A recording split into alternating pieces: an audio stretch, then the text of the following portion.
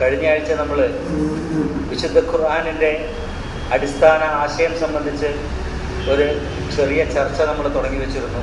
ഇബാദത്ത് സംബന്ധിച്ച്.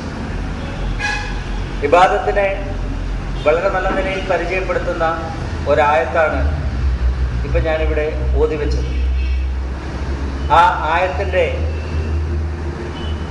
അകത്തളങ്ങളിലേക്കൊന്ന് ഇറങ്ങിച്ചെന്നാൽ ഇബാദത്തിനെ അല്ലാഹു തന്നെ പരിചയപ്പെടുത്തുന്നത് നമുക്ക് കാണാൻ കഴിയും. നമ്മൾ കഴിഞ്ഞ ആഴ്ച പറയുകയുണ്ടായി, ഇബാദത്താണ് വിശുദ്ധ ഖുർആനിനെ മനുഷ്യൻ്റെ മുമ്പിൽ വെക്കാനുള്ള ആശയത്തിൻ്റെ കാതൽ. ആ ഇബാദത്ത് എന്ന പദത്തിൻ്റെ വിശാലമായ അർത്ഥത്തിനകത്ത് വരുന്ന നിർദ്ദേശങ്ങളും കൽപ്പനകളും നിരോധങ്ങളും ഒക്കെ തന്നെയാണ് ഖുർആനിൻ്റെ ഇത്രയധികം വരുന്ന പേജുകളിലും വാചകങ്ങളിലും കൂടെ അല്ലാഹു നമ്മളെ പരിചയപ്പെടുത്തുന്നത് എന്ന് നമ്മൾ സൂചിപ്പിക്കുകയുണ്ടായി. ഈ ആയത്തിലൂടെ അല്ലാഹു പറയുന്നു, വലഖദ് ബഅസ്നാ ഫീ കുല്ലി ഉമ്മത്തിൻ റസൂലൻ അൻ ഇഅ്ബുദുല്ലാഹ. ആദ്യമായി അല്ലാഹു ഇതിലൂടെ പറയുന്നത് എല്ലാ സമൂഹത്തിലും എല്ലാ ജനതയിലും, അതേത് വാക്കിൽ പറഞ്ഞാലും ജനത എന്നോ സമൂഹമെന്നോ സമുദായമെന്നോ പറയുന്ന മലയാള വാക്കുകളുടെ ശരി തെറ്റുകളെ കുറിച്ച് ചർച്ച ചെയ്യാമെങ്കിലും അതിൽ നിന്ന് നമുക്ക് മനസ്സിലാകുന്ന ഒരു കാര്യം, ഭൂമിയിൽ മനുഷ്യവാസം ഉണ്ടായത് തൊട്ട് ഇന്നേ വരെ എല്ലാ കാലത്തും താമസിച്ചിരുന്ന എല്ലാ ജനങ്ങളിലേക്കും ദൈവം ഈ ആശയം എത്തിച്ചു കൊടുത്തിട്ടുണ്ട് എന്നാണ് അതിൽ നിന്ന് മനസ്സിലാവുക. വലഖദ് ബഅസ്നാ ഫീ കുല്ലി ഉമ്മത്തിൻ റസൂലൻ. എല്ലാ ജനതയിലേക്കും ദൂതരെ ദൈവം അയച്ചിട്ടുണ്ട്, അല്ലെങ്കിൽ ദൂതിനെ ദൈവം അയച്ചിട്ടുണ്ട്. ഇവിടെ ധാരാളം ചോദ്യങ്ങൾക്കുള്ള ഒരു ഉത്തരമായി ഒറ്റ വാക്കിൽ അല്ലാഹു പറയുകയാണ്, മനുഷ്യ സമൂഹത്തിൽ ദൈവത്തിൻ്റെ മുന്നറിയിപ്പുകളെന്നോ നിർദ്ദേശങ്ങളെന്നോ അല്ലെങ്കിൽ മാർഗദർശനമെന്നോ പറയാവുന്ന എന്തെങ്കിലും ഒന്ന് കൊണ്ടുവരപ്പെടാത്ത ഒരു സമൂഹം കടന്നുപോയിട്ടില്ല. വലിക്കുല്ലി ഉമ്മത്തിൽ. അതോടൊപ്പം ദൈവം പറയുന്നത്, അത്തരം ഓരോ സമൂഹത്തിലേക്കും ദൈവദൂതനെ അല്ലെങ്കിൽ ദൈവദൂതിനെ ദൈവം നിയോഗിച്ചപ്പോഴൊക്കെ ആ ദൂതൊക്കെ ഉൾക്കൊണ്ടിരുന്നത് ഒരൊറ്റ ആശയമാണ്, ഒരേ ഒരു ആശയമാണ്. അൻ ഇഅ്ബുദുല്ലാഹ, ദൈവത്തിനെ ഇബാദത്ത് ചെയ്യണം എന്ന ഒരു ആശയമാണ് ദൈവം അന്ന് തൊട്ട്, മനുഷ്യന്റെ ഉത്ഭവം തൊട്ട് ഇന്നേ വരെ. വിശുദ്ധ ഖുർആനെ സംബന്ധിച്ച് നാം എല്ലാവരും വിശ്വസിക്കുന്നു, അത് അവതരിപ്പിക്കപ്പെട്ട കാലം തൊട്ട് ഭൂമിയുടെ അവസാനം വരെ, അല്ലെങ്കിൽ ഭൂമിയിൽ ജീവൻ തുടിക്കുന്ന കാലം വരെ ഉപയോഗപ്പെടുത്തപ്പെടാനുള്ളതാണ്, മാർഗദർശനത്തിനായി നമ്മൾ ആശ്രയിക്കപ്പെടാനുള്ള ഒരു ഗ്രന്ഥമാണ്. എങ്കിൽ മനുഷ്യന്റെ ഉത്ഭവം തൊട്ട് അവസാനം വരെ എന്ന് തന്നെ പറയണം. ആ കാലത്തൊക്കെ ഉള്ള സമൂഹത്തിലേക്ക് ദൈവം ദൂതോടൊപ്പം അയച്ചിട്ടുണ്ടെങ്കിൽ ആ ദൂതൊക്കെ ഉൾക്കൊണ്ടിരുന്നത് ഒരേ ഒരു ആശയമാണ്. ആ ആശയത്തിന്റെ കാതൽ അൻ ഇഅ്ബുദുല്ലാഹ എന്നതാണ്. ഇവിടെ ഒരു സത്യം കൂടെ ദൈവം അനാവരണം ചെയ്യുകയാണ്.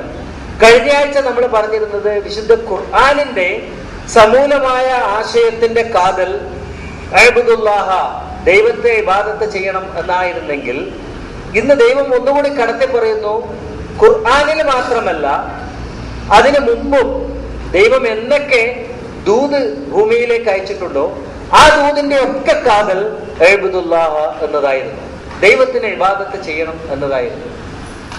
ഇവിടെ ഈ ദൂതിന് അതിന്റെ എല്ലാ വശങ്ങളും ഒന്ന് പരിശോധിക്കപ്പെടേണ്ടതുണ്ട്. ഒരു കാര്യം വ്യക്തമായി, ഖുർആനിന്റെ അടിസ്ഥാനപരമായ ആശയം അല്ലാഹുവിനെ ഇബാദത്ത് ചെയ്യണം എന്നതാണ്. രണ്ടാമത് വ്യക്തമാകുന്ന കാര്യം, ഇതേ ആശയം തന്നെയാണ് ദൈവം ഇതിനു മുമ്പ് എത്ര തന്നെ ദൂതരെ അയച്ചിട്ടുണ്ടായാലും, ആ എണ്ണത്തിലെ എന്തൊക്കെ വ്യത്യാസങ്ങൾ പരസ്പരം പറയാനുണ്ടായാലും, എല്ലാ റസൂലിനും വലിക്കുല്ലി ഉമ്മത്തൻ റസൂലൻ അൻ ഇഅ്ബുദുല്ലാഹ, ദൈവത്തിന് ഇബാദത്ത് ചെയ്യണമെന്ന ആശയവും കൊണ്ട് മാത്രമേ ദൈവം ദൂതന്മാരെ ഭൂമിയിലേക്ക് അയച്ചിട്ടുള്ളൂ.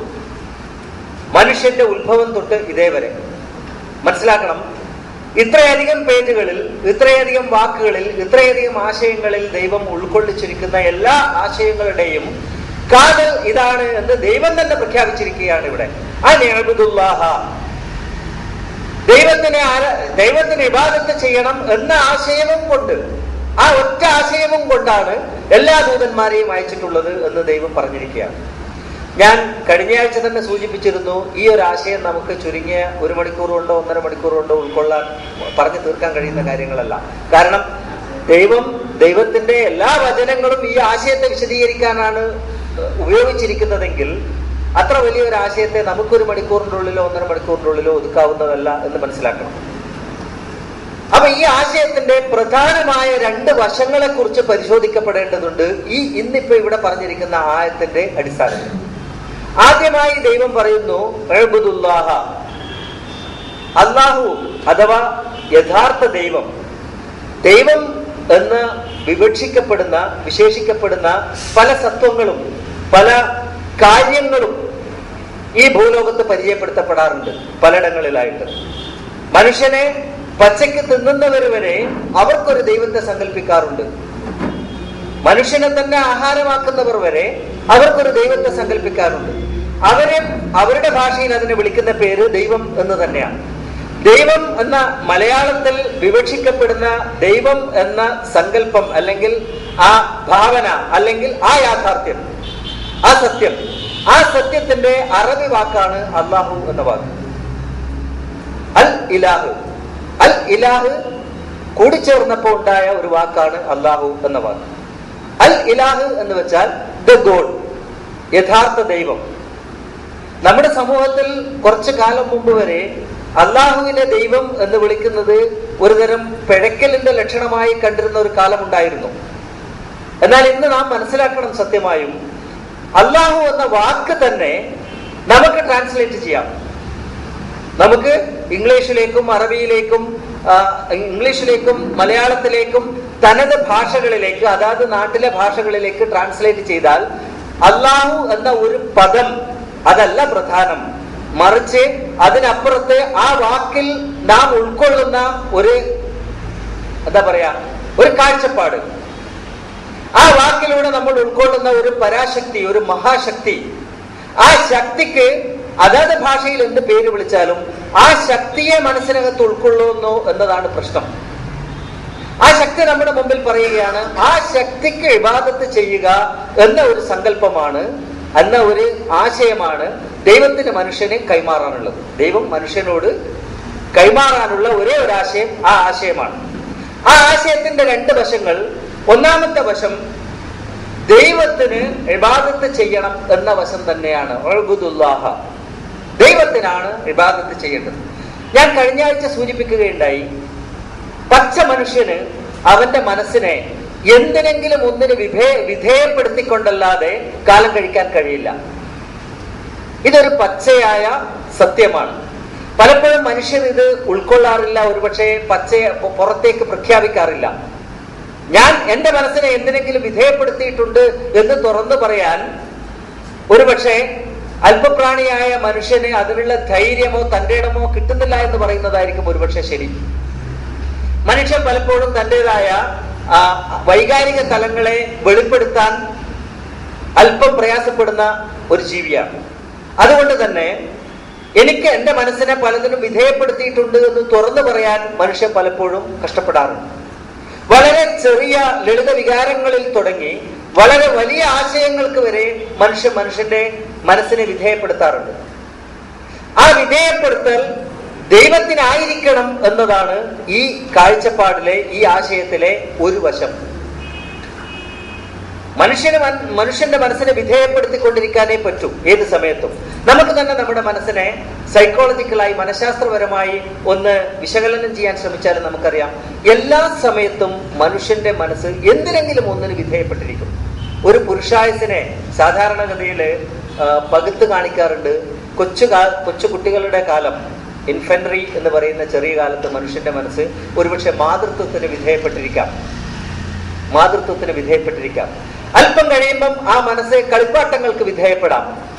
പിന്നെയും കാലം കഴിക്കുന്നതിനനുസരിച്ച് ഓപ്പോസിറ്റ് സെക്സിനും, മദ്യത്തിനും, ധനത്തിനും, അതിനുശേഷം അധികാരത്തിനും ഒക്കെ ഒരു പുരുഷായുസ് എന്ന് പറഞ്ഞാൽ പുരുഷന്റെ ആയുസ് എന്നല്ല, മനുഷ്യന്റെ ആയുസ് വിധേയപ്പെട്ടിരിക്കും എന്നാണ് സാധാരണ പറയുക. അപ്പൊ എല്ലാ കാലത്തും സാധാരണയായി ഇങ്ങനെ എന്തിനെങ്കിലുമൊക്കെ വിധേയപ്പെട്ടിരിക്കാതിരിക്കാൻ കഴിയില്ല. ഇതിനുമപ്പുറം ഓരോ വ്യക്തിയെ എടുത്ത് നോക്കിയാൽ വ്യക്തികൾ പ്രാദേശികമായും അവരുടെ ചെറുപ്പകാലത്ത് ശീലിച്ചതായ ശീലങ്ങളുടെ അടിസ്ഥാനത്തിലും മറ്റ് പലതിനും അവരുടെ മനസ്സിനെ വിധേയപ്പെടുത്താറുണ്ട്. കാലാകാലങ്ങളിൽ സന്ദർഭങ്ങൾക്കനുസരിച്ച് കാലാകാലങ്ങളിൽ വിധേയപ്പെടുത്താറുണ്ട്.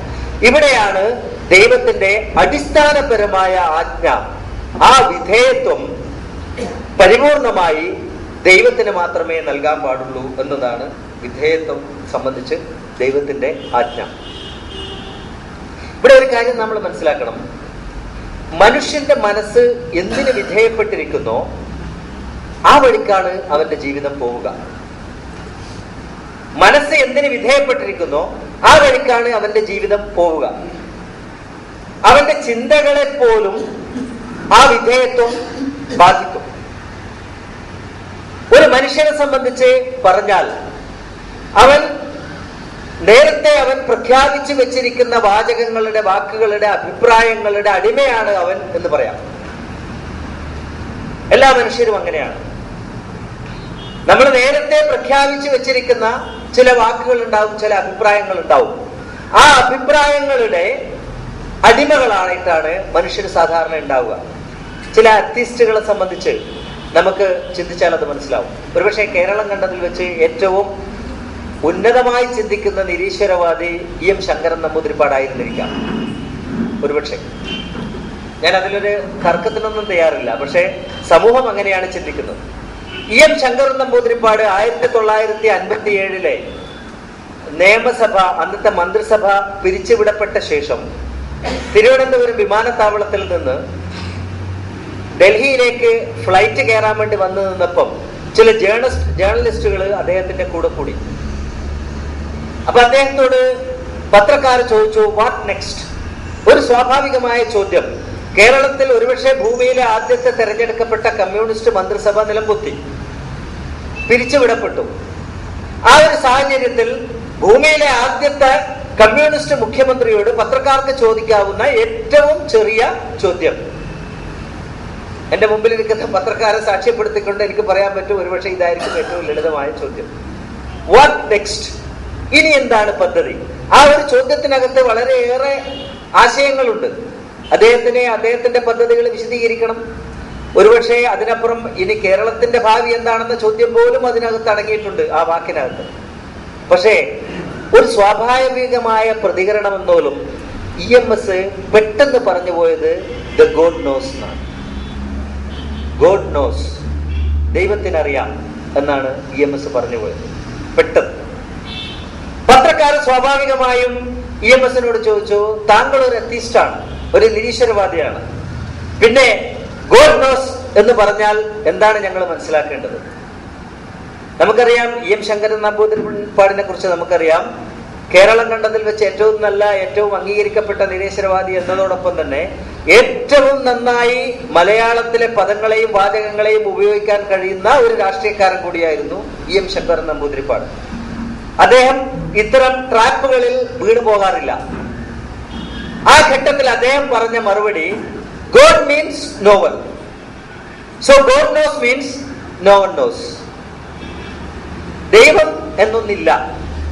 അപ്പൊ ദൈവത്തിനറിയാം എന്ന് ഞാൻ പറഞ്ഞതിന്റെ വിവക്ഷ ആർക്കും അറിയില്ല എന്നാണ്. ഇതായിരുന്നു അന്ന് നടന്ന സംഭവം. ഇവിടെ നമുക്കെല്ലാവർക്കും അറിയാം, EM ശങ്കരൻ നമ്പൂതിരിപ്പാട് ആദ്യം പറഞ്ഞ വാചകം, അദ്ദേഹത്തിന്റെ രണ്ടാമത്തെ വിശദീകരണം, ആ വിശദീകരണത്തിന് ഉചിതമായിരുന്നില്ല എന്ന് സാമാന്യ ബുദ്ധിയുള്ള എല്ലാവർക്കും അറിയാം.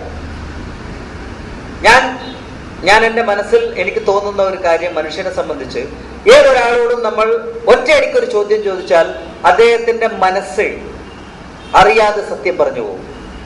അത് സാധാരണ പോലീസുകാരൊക്കെ ചോദ്യം ചെയ്യലിന് ഉപയോഗിക്കുന്ന ഒരു തന്ത്രമാണെന്ന് പോലും ഞാൻ പറഞ്ഞു കേട്ടിട്ടുണ്ട്. പലപ്പോഴും പ്രതികളെ ചോദ്യം ചെയ്തിട്ട് നിങ്ങൾ പോയിക്കോളൂ, അവരെ ഫ്രീ ആക്കി വിട്ട പോലെ അയച്ചിട്ട് പെട്ടെന്നൊരു ചോദ്യം, അസ്ഥാനത്തൊരു ചോദ്യം കേൾക്കുമ്പോൾ അറിയാതെ പ്രതികരിക്കേണ്ടി വന്നാൽ സത്യം പറഞ്ഞു പോകും. പക്ഷെ രണ്ടാമത് ആലോചിച്ച് പറയുമ്പം പിന്നെ അവന്റെ ബുദ്ധിയാണ് പ്രതികരിക്കുക. ആദ്യം ബുദ്ധിയല്ല പ്രതികരിക്കുന്നത്, ആദ്യം സ്വാഭാവികമായ മൈൻഡാണ് പ്രതികരിക്കുന്നത്. അത് സത്യമായിരിക്കും. രണ്ടാമത് പറയുന്നത് ആലോചിച്ചുറച്ച കള്ളമായിരിക്കും. ഇത് ഈ പറഞ്ഞ സംഭവത്തിലും സത്യമാണെങ്കിൽ രണ്ടാമത് അതിനെ ദൈവം ഇല്ലാത്ത ദൈവത്തെയാണ് ഞാൻ ആദ്യം സൂചിപ്പിച്ചത് എന്ന് പറയാൻ ആ മഹാമനുഷ്യനെ പ്രേരിപ്പിച്ചത് അദ്ദേഹം നേരത്തെ എടുത്ത നിലപാട് ആണ് എന്നതാണ് സത്യം. നേരത്തെ എടുത്ത നിലപാട് എങ്കിൽ അദ്ദേഹത്തിന്റെ ഉള്ളിലൊരു നിലപാട്, പുറത്തൊരു നിലപാടുണ്ട് എന്ന് പറയേണ്ടി വരും. ഉള്ളിലൊരു നിലപാട്, പുറത്തൊരു നിലപാട്. ഇത് മറ്റൊരു സന്ദർഭത്തിൽ ഞാൻ പറയട്ടെ, ഞാൻ ഒരിക്കലും കമ്മ്യൂണിസത്തെയോ മാർക്സിസത്തെയോ വിമർശിക്കാൻ വേണ്ടി പറയുകയല്ല. ഒരിക്കലും എൻ്റെ ജീവിതത്തിൽ ഒരു കാലത്തും ഒരു രാഷ്ട്രീയ പാർട്ടിയോടും ചായ്വോ വിരോധമോ പ്രകടിപ്പിച്ചിട്ടില്ലാത്ത ഒരാളാണ് ഞാൻ. ഒരു കാലത്തും. ഇന്നും അതേപോലെ. ഞാൻ എൻ്റെ ഒരു ഭാഗ്യമായി അല്ലെങ്കിൽ ഒരു ദൈവാനുഗ്രഹമായി കാണുന്ന ഏറ്റവും പ്രധാനപ്പെട്ട ഒരു സംഗതി അതാണ്. ഒരു കാലത്തും ഒരു കക്ഷി രാഷ്ട്രീയത്തോടോ ഒപ്പം തന്നെ ഒരു മതസംഘടനയോടോ ചായ്വ് കാണിച്ചിട്ടില്ലാത്ത ആളാണ് ഞാൻ. ഒരു കാലത്തും. അത് എനിക്ക് ദൈവം തന്ന ഒരു അനുഗ്രഹമായി ഞാൻ കാണുന്നു. ഒരു കാലത്തും അങ്ങനെ ഉണ്ടായിട്ടില്ല. രണ്ടാമതൊന്ന് പറയട്ടെ, ദൗർഭാഗ്യവശാൽ കേരളം അറിയപ്പെടുന്ന പ്രധാനപ്പെട്ട നിരീശ്വരവാദികളിൽ ഭൂരിഭാഗവും കമ്മ്യൂണിസ്റ്റുകളായതുകൊണ്ടാണ് ഉദാഹരണം അതിൽ നിന്ന് വരുന്നത്. E.K. നായനാർ അദ്ദേഹം മുഖ്യമന്ത്രിയായിരുന്ന കാലത്ത് ഏഷ്യാനെറ്റിൽ കൂടെ ഒരു ജനസമ്പർക്ക പരിപാടി കൊണ്ട് നടത്തിയിരുന്നു. അന്ന് അദ്ദേഹത്തോട് ചോദ്യം ചോദിച്ചപ്പോൾ പെട്ടെന്ന് അദ്ദേഹം പറഞ്ഞു പോയ മറുപടി ഇതേപോലെ, മുകളിൽ ഒരാളുണ്ടല്ലോ എന്നായിരുന്നു. എല്ലാരും കണ്ടതാണ്, കേരളം മുഴുവൻ കണ്ടതാണ്.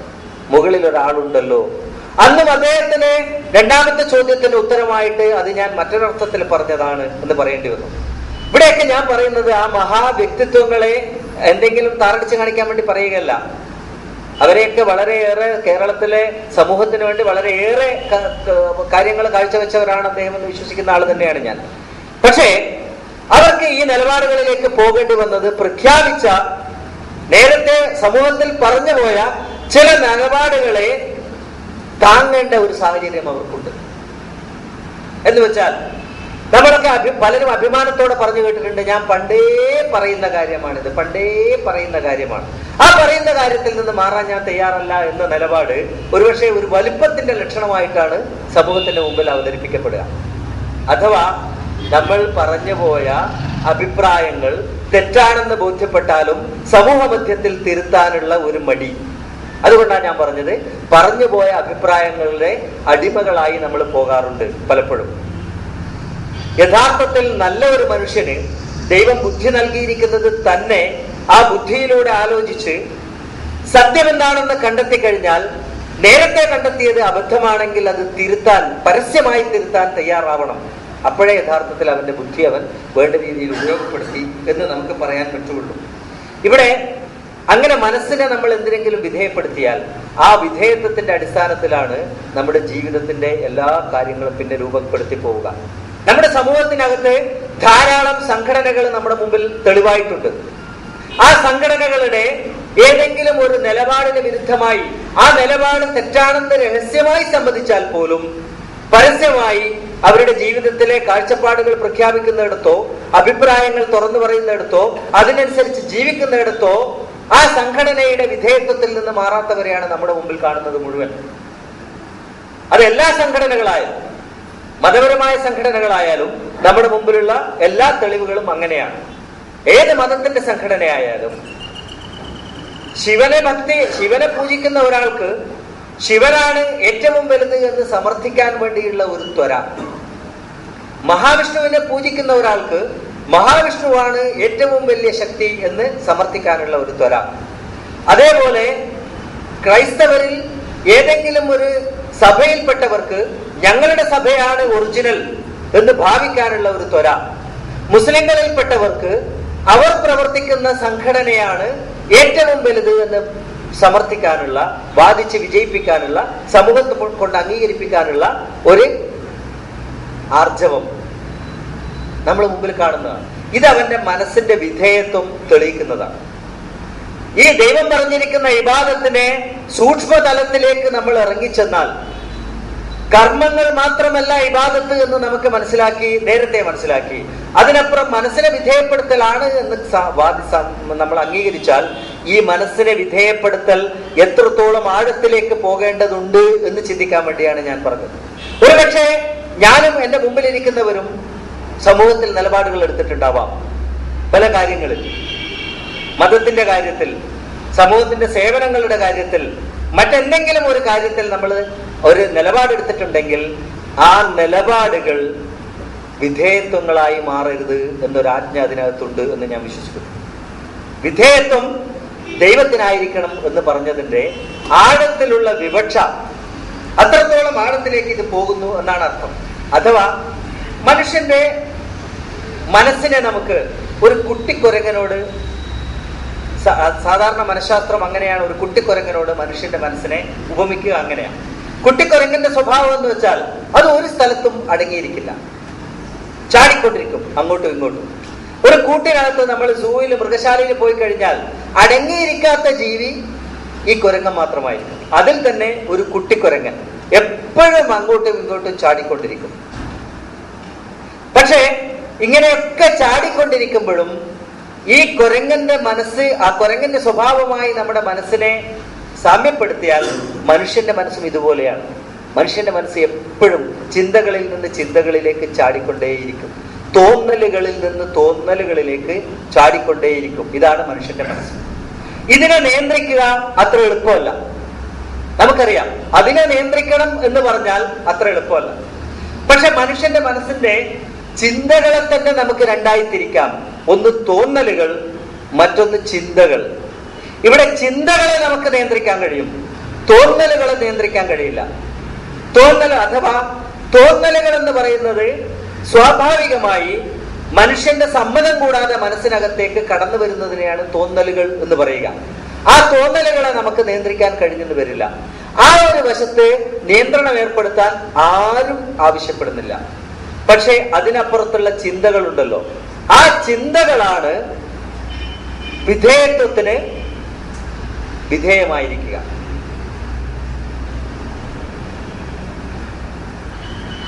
ആ ചിന്തകളാണ് യഥാർത്ഥത്തിൽ വിധേയത്വങ്ങളാൽ നയിക്കപ്പെടുക. ഒന്നും കൂടി വ്യക്തമായി പറഞ്ഞാൽ, നമ്മുടെ മനസ്സിനകത്ത് ദൈവമെന്നൊരു അസ്തിത്വം ഇല്ല എന്നാണ് ചിന്തയെങ്കിൽ, ആ ചിന്തയ്ക്ക് വിധേയപ്പെട്ട മനസ്സാണ് എന്റെ മനസ്സെങ്കിൽ, ഞാൻ കാണുന്ന ഓരോ സംഭവങ്ങളെയും ദൈവമില്ല എന്ന ചിന്തയ്ക്ക് വിധേയമായി വ്യാഖ്യാനിക്കാനാണ് എന്റെ മനസ്സ് കൂടുതൽ ഇഷ്ടപ്പെടുക. എല്ലാ കാര്യങ്ങളും ദൈവം എന്നൊന്നില്ല എന്നാണ് എൻ്റെ ഉള്ളിൽ ഉറച്ച ഒരു ചിന്തയെങ്കിൽ, എൻ്റെ മനസ്സ് ആ ചിന്തക്കാണ് വിധേയപ്പെട്ടിരിക്കുന്നതെങ്കിൽ, ആ വിധേയത്വത്തിന് അടിമപ്പെട്ടുകൊണ്ട്, ആ വിധേയത്വത്തിന്റെ അകത്ത് നിന്നുകൊണ്ട് ഞാൻ കാണുന്ന എല്ലാത്തിനെയും വ്യാഖ്യാനിക്കാൻ എൻ്റെ മനസ്സ് ശ്രമിച്ചുകൊണ്ടിരിക്കും എപ്പോഴും. എല്ലാം ഒരുതരം യാദൃശ്ചികത, എല്ലാം ഒരുതരം യാദൃശ്ചികത. ആ യാദൃശ്ചികതയ്ക്ക് വിധേയമായിട്ടാണ് ഭൂമി നിലനിൽക്കുന്നത് പോലും. എല്ലാം അതിനെ വിധേയപ്പെടുത്തി നമുക്ക് കൊണ്ടുപോകാൻ പറ്റും. ഇവിടെ ദൈവം പറയുന്നത്, നിന്റെ മനസ്സിനെ നീ ദൈവത്തിന് വിധേയപ്പെടുത്തണം എന്ന് പറഞ്ഞാൽ, എന്റെ മനസ്സ് ദൈവത്തിനാണ് വിധേയപ്പെട്ടിരിക്കുന്നതെങ്കിൽ ഞാൻ എൻ്റെ മുമ്പിൽ കാണുന്ന എല്ലാത്തിനെയും ആ ദൈവവുമായി, ദൈവത്തിനുള്ള വിധേയത്വവുമായി ബന്ധപ്പെടുത്തി വ്യാഖ്യാനിക്കാൻ എനിക്ക് കഴിയും. ഓരോ മനുഷ്യനും കഴിയും. അത്രയ്ക്ക് ആഴത്തിലേക്ക് ദൈവത്തിനുള്ള വിധേയത്വത്തെ കൊണ്ടുപോകേണ്ടതുണ്ട് എന്ന് ഈ വാചകം പരിചയപ്പെടുത്തുന്നു എന്നാണ് എൻ്റെ വിശ്വാസം, എൻ്റെ ഒരു തോന്നൽ അങ്ങനെയാണ്. അങ്ങനെ വരുമ്പോഴുള്ള ഗുണം അതാണ് അള്ളാഹുവിന്റെ രണ്ടാമത്തെ ആജ്ഞ, വജ്തനിബു ത്വാഊത്ത്. ഈ വിധേയത്വം, ഈ ഇബാദത്തിന്റെ രണ്ടാമത്തെ വശമാണത്. യഥാർത്ഥത്തിൽ രണ്ടാമത്തെ വശമാണ് ഇബാദത്തിന്റെ.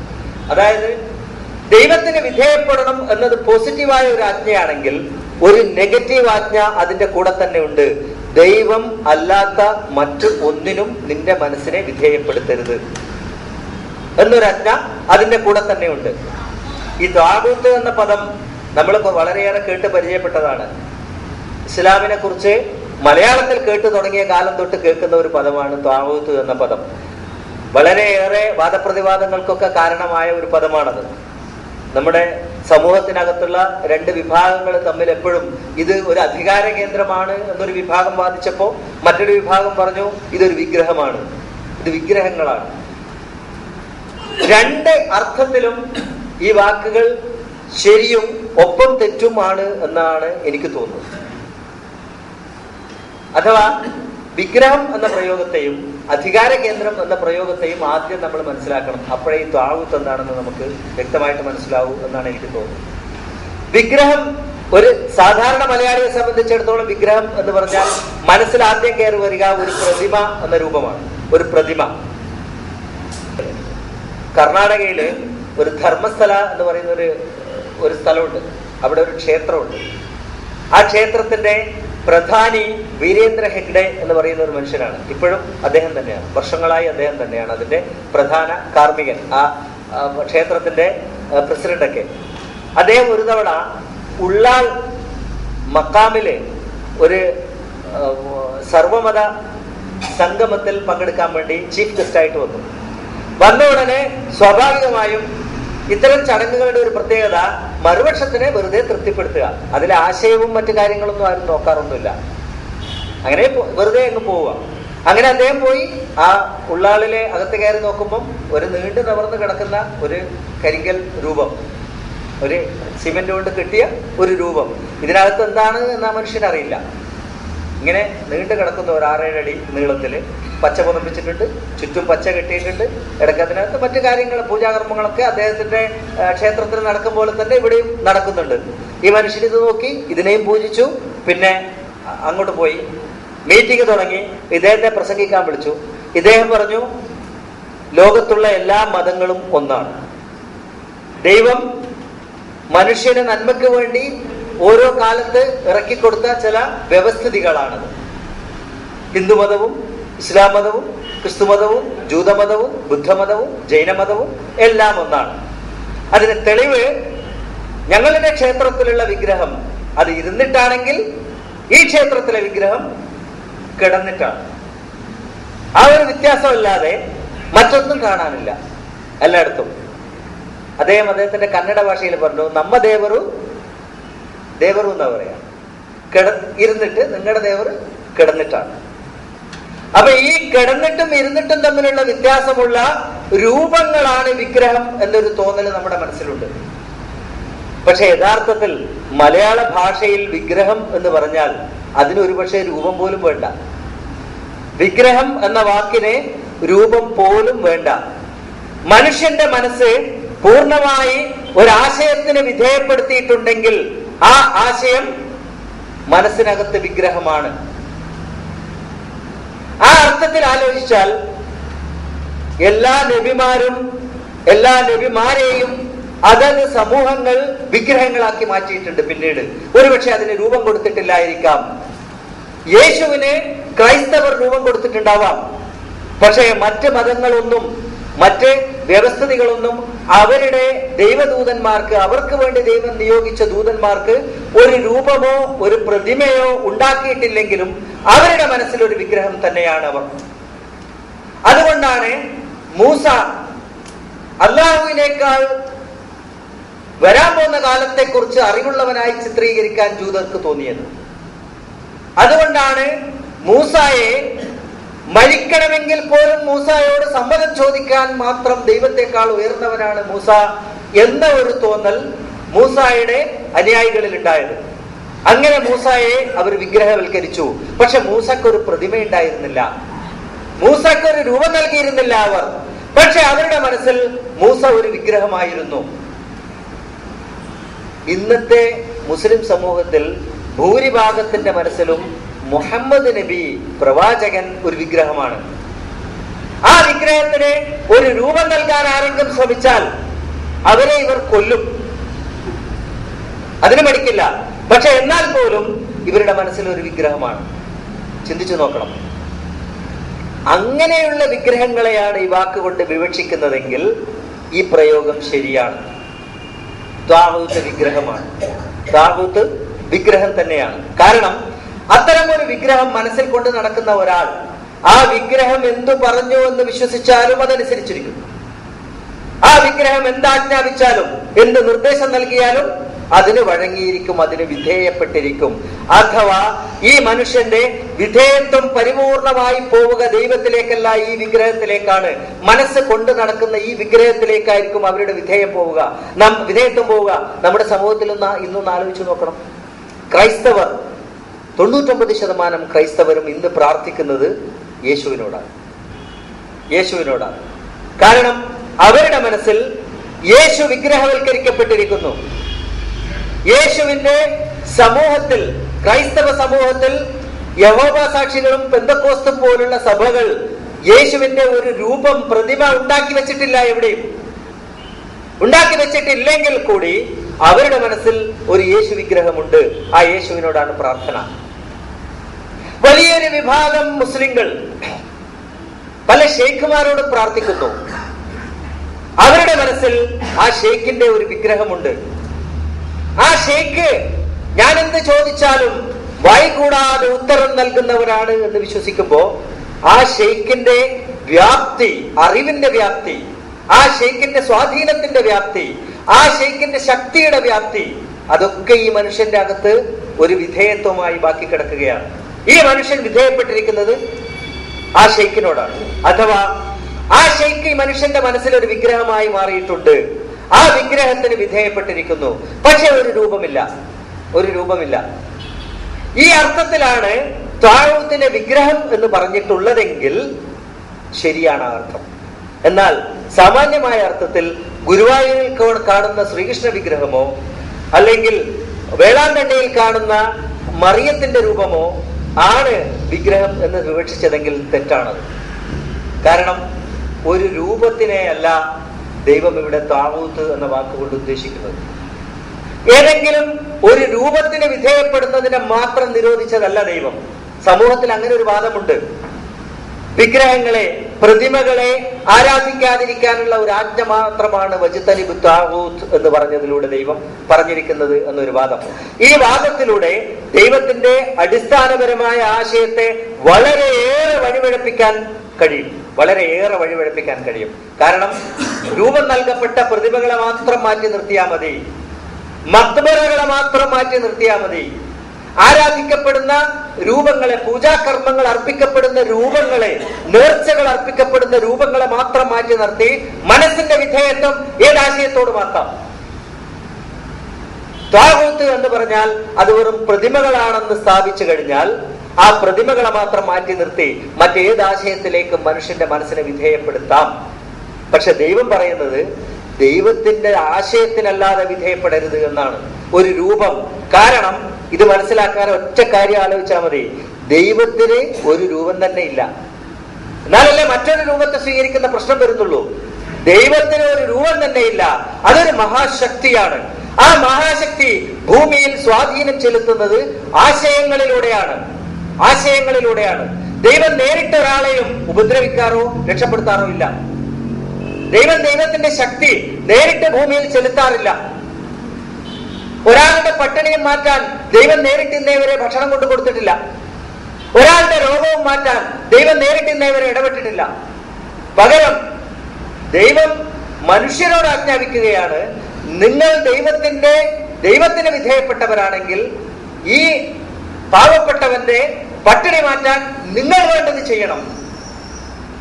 അഥവാ ദൈവത്തിന് മനസ്സർപ്പിച്ചവരോട്, ദൈവത്തിന് ജീവിതത്തെ അർപ്പിച്ചവരോട് ദൈവം പറയുകയാണ്, നിങ്ങൾ എനിക്ക് വേണ്ടി, എന്റെ ആശയത്തിന് വേണ്ടി ഈ പാവപ്പെട്ടവനെ സംരക്ഷിക്കുന്ന ഡ്യൂട്ടി, ഉത്തരവാദിത്വം നിങ്ങൾ ഏറ്റെടുക്കണം എന്ന് പറഞ്ഞാൽ ദൈവത്തിന് ഭക്ഷണം കൊടുക്കാൻ കഴിയാത്തത് കൊണ്ടല്ല, അഥവാ ദൈവം നേരിട്ട് ശക്തി ചെലുത്താറില്ല.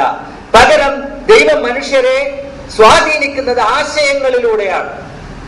ആ ആശയത്തിന് വിധേയപ്പെടാനാണ് ദൈവം ആവശ്യപ്പെട്ടിരിക്കുന്നതെങ്കിൽ നിങ്ങൾ വജ്തനിബു ത്വാഗൂത്ത് എന്ന് പറഞ്ഞതിന്റെ അർത്ഥം തന്നെ മറ്റാശയങ്ങൾക്ക് വിധേയപ്പെടരുത് എന്നാണ്. ഇവിടെ ആശയപരമായ വൈജാത്യം, ആശയപരമായ സംഘർഷം, അതാണ് പ്രശ്നം. അല്ലാതെ രൂപങ്ങൾ തമ്മിലുള്ള സംഘർഷമല്ല, രൂപങ്ങൾ തമ്മിലുള്ള വൈജാത്യവുമല്ല. രൂപങ്ങൾ എന്ന് പറയുന്ന ഒരു സംഗതി തന്നെ ഇല്ല ദൈവത്തിന്. ഈ ചർച്ച വരുമ്പം ദൈവത്തിന്റെ കൈ, കാൽ, മുഖം ഒക്കെ പിന്നീട് വരും. ഇൻഷാ അല്ലാഹ് നമുക്ക് അതിലേക്കൊക്കെ വളരെ ആഴത്തിൽ ഇറങ്ങേണ്ടതുണ്ട് ഇൻഷാ അല്ലാഹ്.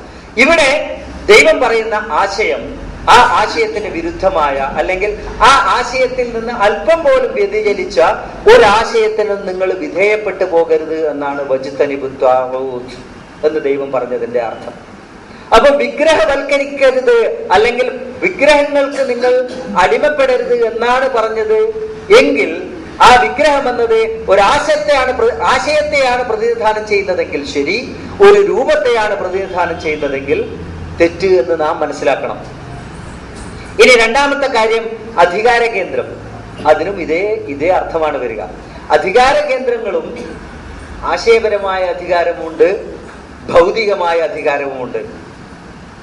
ഒരു നാട്ടിലുള്ള ഭരണകർത്താക്കൾക്ക് വിധേയപ്പെടരുത് എന്നാണ് ദൈവം പറഞ്ഞത് എന്നാരെങ്കിലും വിവക്ഷിച്ചാൽ, വ്യാഖ്യാനിച്ചാൽ അതിനോട് യോജിക്കാൻ എനിക്ക് ബുദ്ധിമുട്ടുണ്ട്. ഒരു നാട്ടിലെ ഭരണാധികാരി, ആ ഭരണാധികാരിക്കും ആ നാട്ടിൽ നിലനിൽക്കുന്ന നിയമങ്ങൾക്കും വിധേയപ്പെടരുത് എന്നല്ല ദൈവം പറഞ്ഞത്. അങ്ങനെ വ്യാഖ്യാനിക്കപ്പെട്ടിട്ടുണ്ടെങ്കിൽ അത് തെറ്റാണ്. എന്നാൽ മനുഷ്യന്റെ ഉള്ളിലുള്ള ഓരോ ചിന്തയ്ക്കും അവനിലൊരു അധികാരം ചെലുത്താൻ കഴിയും. അവന്റെ ഉള്ളിലുള്ള ഓരോ ആശയത്തിനും അവനിലൊരു അധികാരം ചെലുത്താൻ കഴിയും, അവനിലൊരു സ്വാധീനം ചെലുത്താൻ കഴിയും. അങ്ങനെ വരുമ്പോൾ അവനെ സംബന്ധിച്ചിടത്തോളം ആ ആശയങ്ങൾ, ആ ചിന്തകൾ അധികാര കേന്ദ്രങ്ങളായി മാറും. എങ്കിൽ ആ അധികാര കേന്ദ്രങ്ങൾ ത്വാഊത്തുകൾ തന്നെയാണ്. മറിച്ച് ഒരു നാട്ടിലെ ഭരണകേന്ദ്രങ്ങൾ അതൊരിക്കലും ത്വാഊത്തുകളായി മാറുന്നില്ല. ഇവിടെ വ്യക്തമായ വ്യതിചലനം ഈ രണ്ടാശയങ്ങളിലും ഉൾക്കൊള്ളുന്നുണ്ട് എന്നതാണ് സത്യം. ഒരുപക്ഷെ സാധാരണ ജനങ്ങളിലേക്ക് വേണ്ടത്ര ചിന്തിക്കാൻ ഈ ആശയത്തിന്റെ ഉൾത്തളങ്ങൾ ജനങ്ങൾക്ക് എറിഞ്ഞു കൊടുക്കാതെ അധികാര കേന്ദ്രങ്ങളെന്നും വെറുതെ വിഗ്രഹങ്ങളെന്നും പറഞ്ഞപ്പോൾ സാധാരണ ജനങ്ങൾ വളരെയേറെ ഈ കാര്യത്തിൽ ദൂരത്തോട്ട് പോയ ഒരവസ്ഥയുണ്ടായിട്ടുണ്ട്. വളരെയേറെ വിഗ്രഹങ്ങൾ, ആ വിഗ്രഹങ്ങളെ മാത്രം ഒഴിവാക്കിയാൽ മതി തൗഹീദിലേക്ക് എത്തി. ആ വിഗ്രഹങ്ങളെ മാത്രം ഒഴിവാക്കിയാൽ മതി ഞാൻ ദൈവത്തിന്റെ മാർഗത്തിലായി. ആ വിഗ്രഹങ്ങൾ ഒഴിവാക്കിയാൽ ദൈവം പറഞ്ഞ ഇബാദത്ത് പൂർണ്ണമായി എന്നൊരു ചിന്തയിലേക്ക് എത്താൻ വിഗ്രഹവൽക്കരണത്തെ ലളിതവൽക്കരിച്ചപ്പോ സംഭവിച്ചു. മറ്റിടത്ത് സംഭവിച്ചത് അധികാര കേന്ദ്രങ്ങളെ അനുസരിക്കാൻ പാടില്ല എന്ന് പറയുമ്പോൾ സത്യത്തിൽ നാട്ടിൽ തീവ്രവാദത്തിലേക്കുള്ള ഒരു തിരി കത്തിക്കാൻ അതിന് കഴിഞ്ഞു. കാരണം അധികാര കേന്ദ്രങ്ങളെ, ത്വാഊത്തുകളെ വജ്തനിബു, നിങ്ങൾ ഉപേക്ഷിക്കണം, അതിനെ വിട്ടുപോകണമെന്നത് ദൈവത്തിന്റെ ആജ്ഞയാണ്. മാത്രമല്ല ആ ആജ്ഞ വരുന്നത് ഏതിന്റെ ഭാഗമായിട്ടാ? ഖുർആനിനും മുമ്പ് അവതരിപ്പിക്കപ്പെട്ട എല്ലാ ഗ്രന്ഥങ്ങളുടെയും, ഭൂമിയിൽ മനുഷ്യകുലത്തിലേക്ക് അവതരിക്കപ്പെട്ട വന്നിറങ്ങിയിട്ടുള്ള എല്ലാ ദൂതന്മാരുടെയും ദൂതിനോടൊപ്പം വന്ന അടിസ്ഥാന ആശയമായ ഇബാദത്തിനെ വിശദീകരിക്കുമ്പോഴാണ് ദൈവം പറഞ്ഞത് വജ്തനിബു ത്വാഊത്ത്.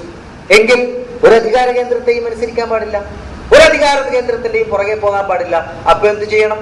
ഭൂമിയിലുള്ള എല്ലാ അധികാര കേന്ദ്രങ്ങളെയും വലിച്ചെറിയണം എന്ന ആശയത്തിലേക്ക് ഇതെത്തും. ആ വലിച്ചെറിയൽ എപ്പോഴും മനസ്സിന്റെ ഉള്ളിൽ ഒരു അസ്വസ്ഥതയായും ആ അസ്വസ്ഥത പതുക്കെ തീവ്രവാദത്തിലേക്കും പോകുന്ന അവസ്ഥയിൽ എത്തിപ്പോയിട്ടുണ്ട്.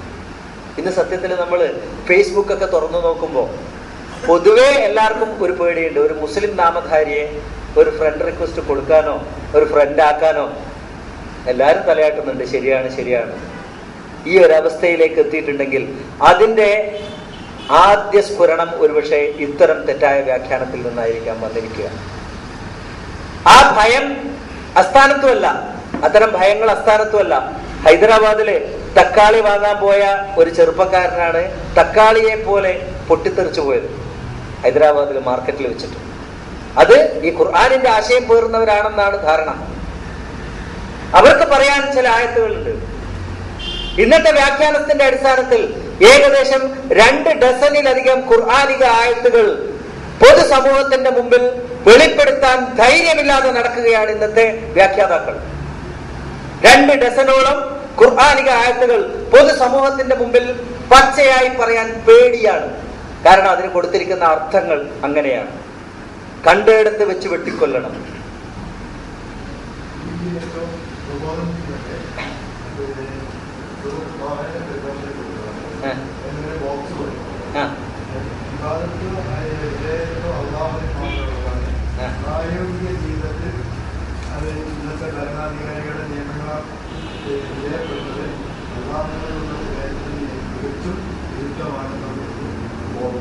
ഇന്നുണ്ട്.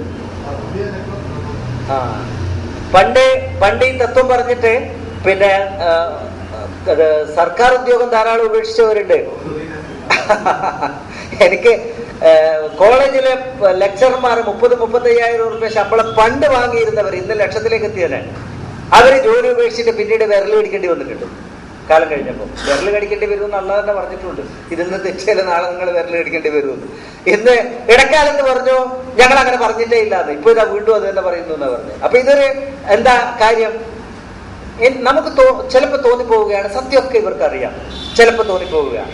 പല സന്ദർഭത്തിനനുസരിച്ച് മാറ്റിയും മറിച്ചും ഒക്കെ പറയുക. ഞാൻ പറഞ്ഞു വന്നത്, ഈ ആയത്തിലൂടെ ദൈവം വളരെ വ്യക്തമായി പറയുകയാണ്, ഇബാദത്ത് എന്നതിന് 2 വശങ്ങളുണ്ട്. ഒന്നാമത്തെ വശം നിങ്ങളുടെ പരിപൂർണമായ, മലയാളത്തിൽ പറയുമല്ലോ മനസാ വാച കർമ്മണ, മനസാ വാച കർമ്മണ ഉള്ള നിങ്ങളുടെ വിധേയത്വം ദൈവത്തിന് മാത്രമേ പാടുള്ളൂ, പരാശക്തിക്ക് മാത്രമേ പാടുള്ളൂ, പരബ്രഹ്മത്തിന് മാത്രമേ പാടുള്ളൂ. പരബ്രഹ്മം എന്ന് പറയുമ്പം ഹിന്ദുമതം സ്വീകരിച്ചു എന്ന് വിചാരിക്കണ്ടായിരുന്നു. ബ്രഹ്മം എന്നതൊരു സംസ്കൃത വാക്കാണ്, ദൈവത്തിന് പകരം ഉപയോഗിക്കാവുന്ന ഒരു വാക്കാണ്. അത്രേ ഉള്ളൂ. പരബ്രഹ്മം, ദ ഗോഡ് എന്ന് പറയാവുന്നതേ ഉള്ളൂ.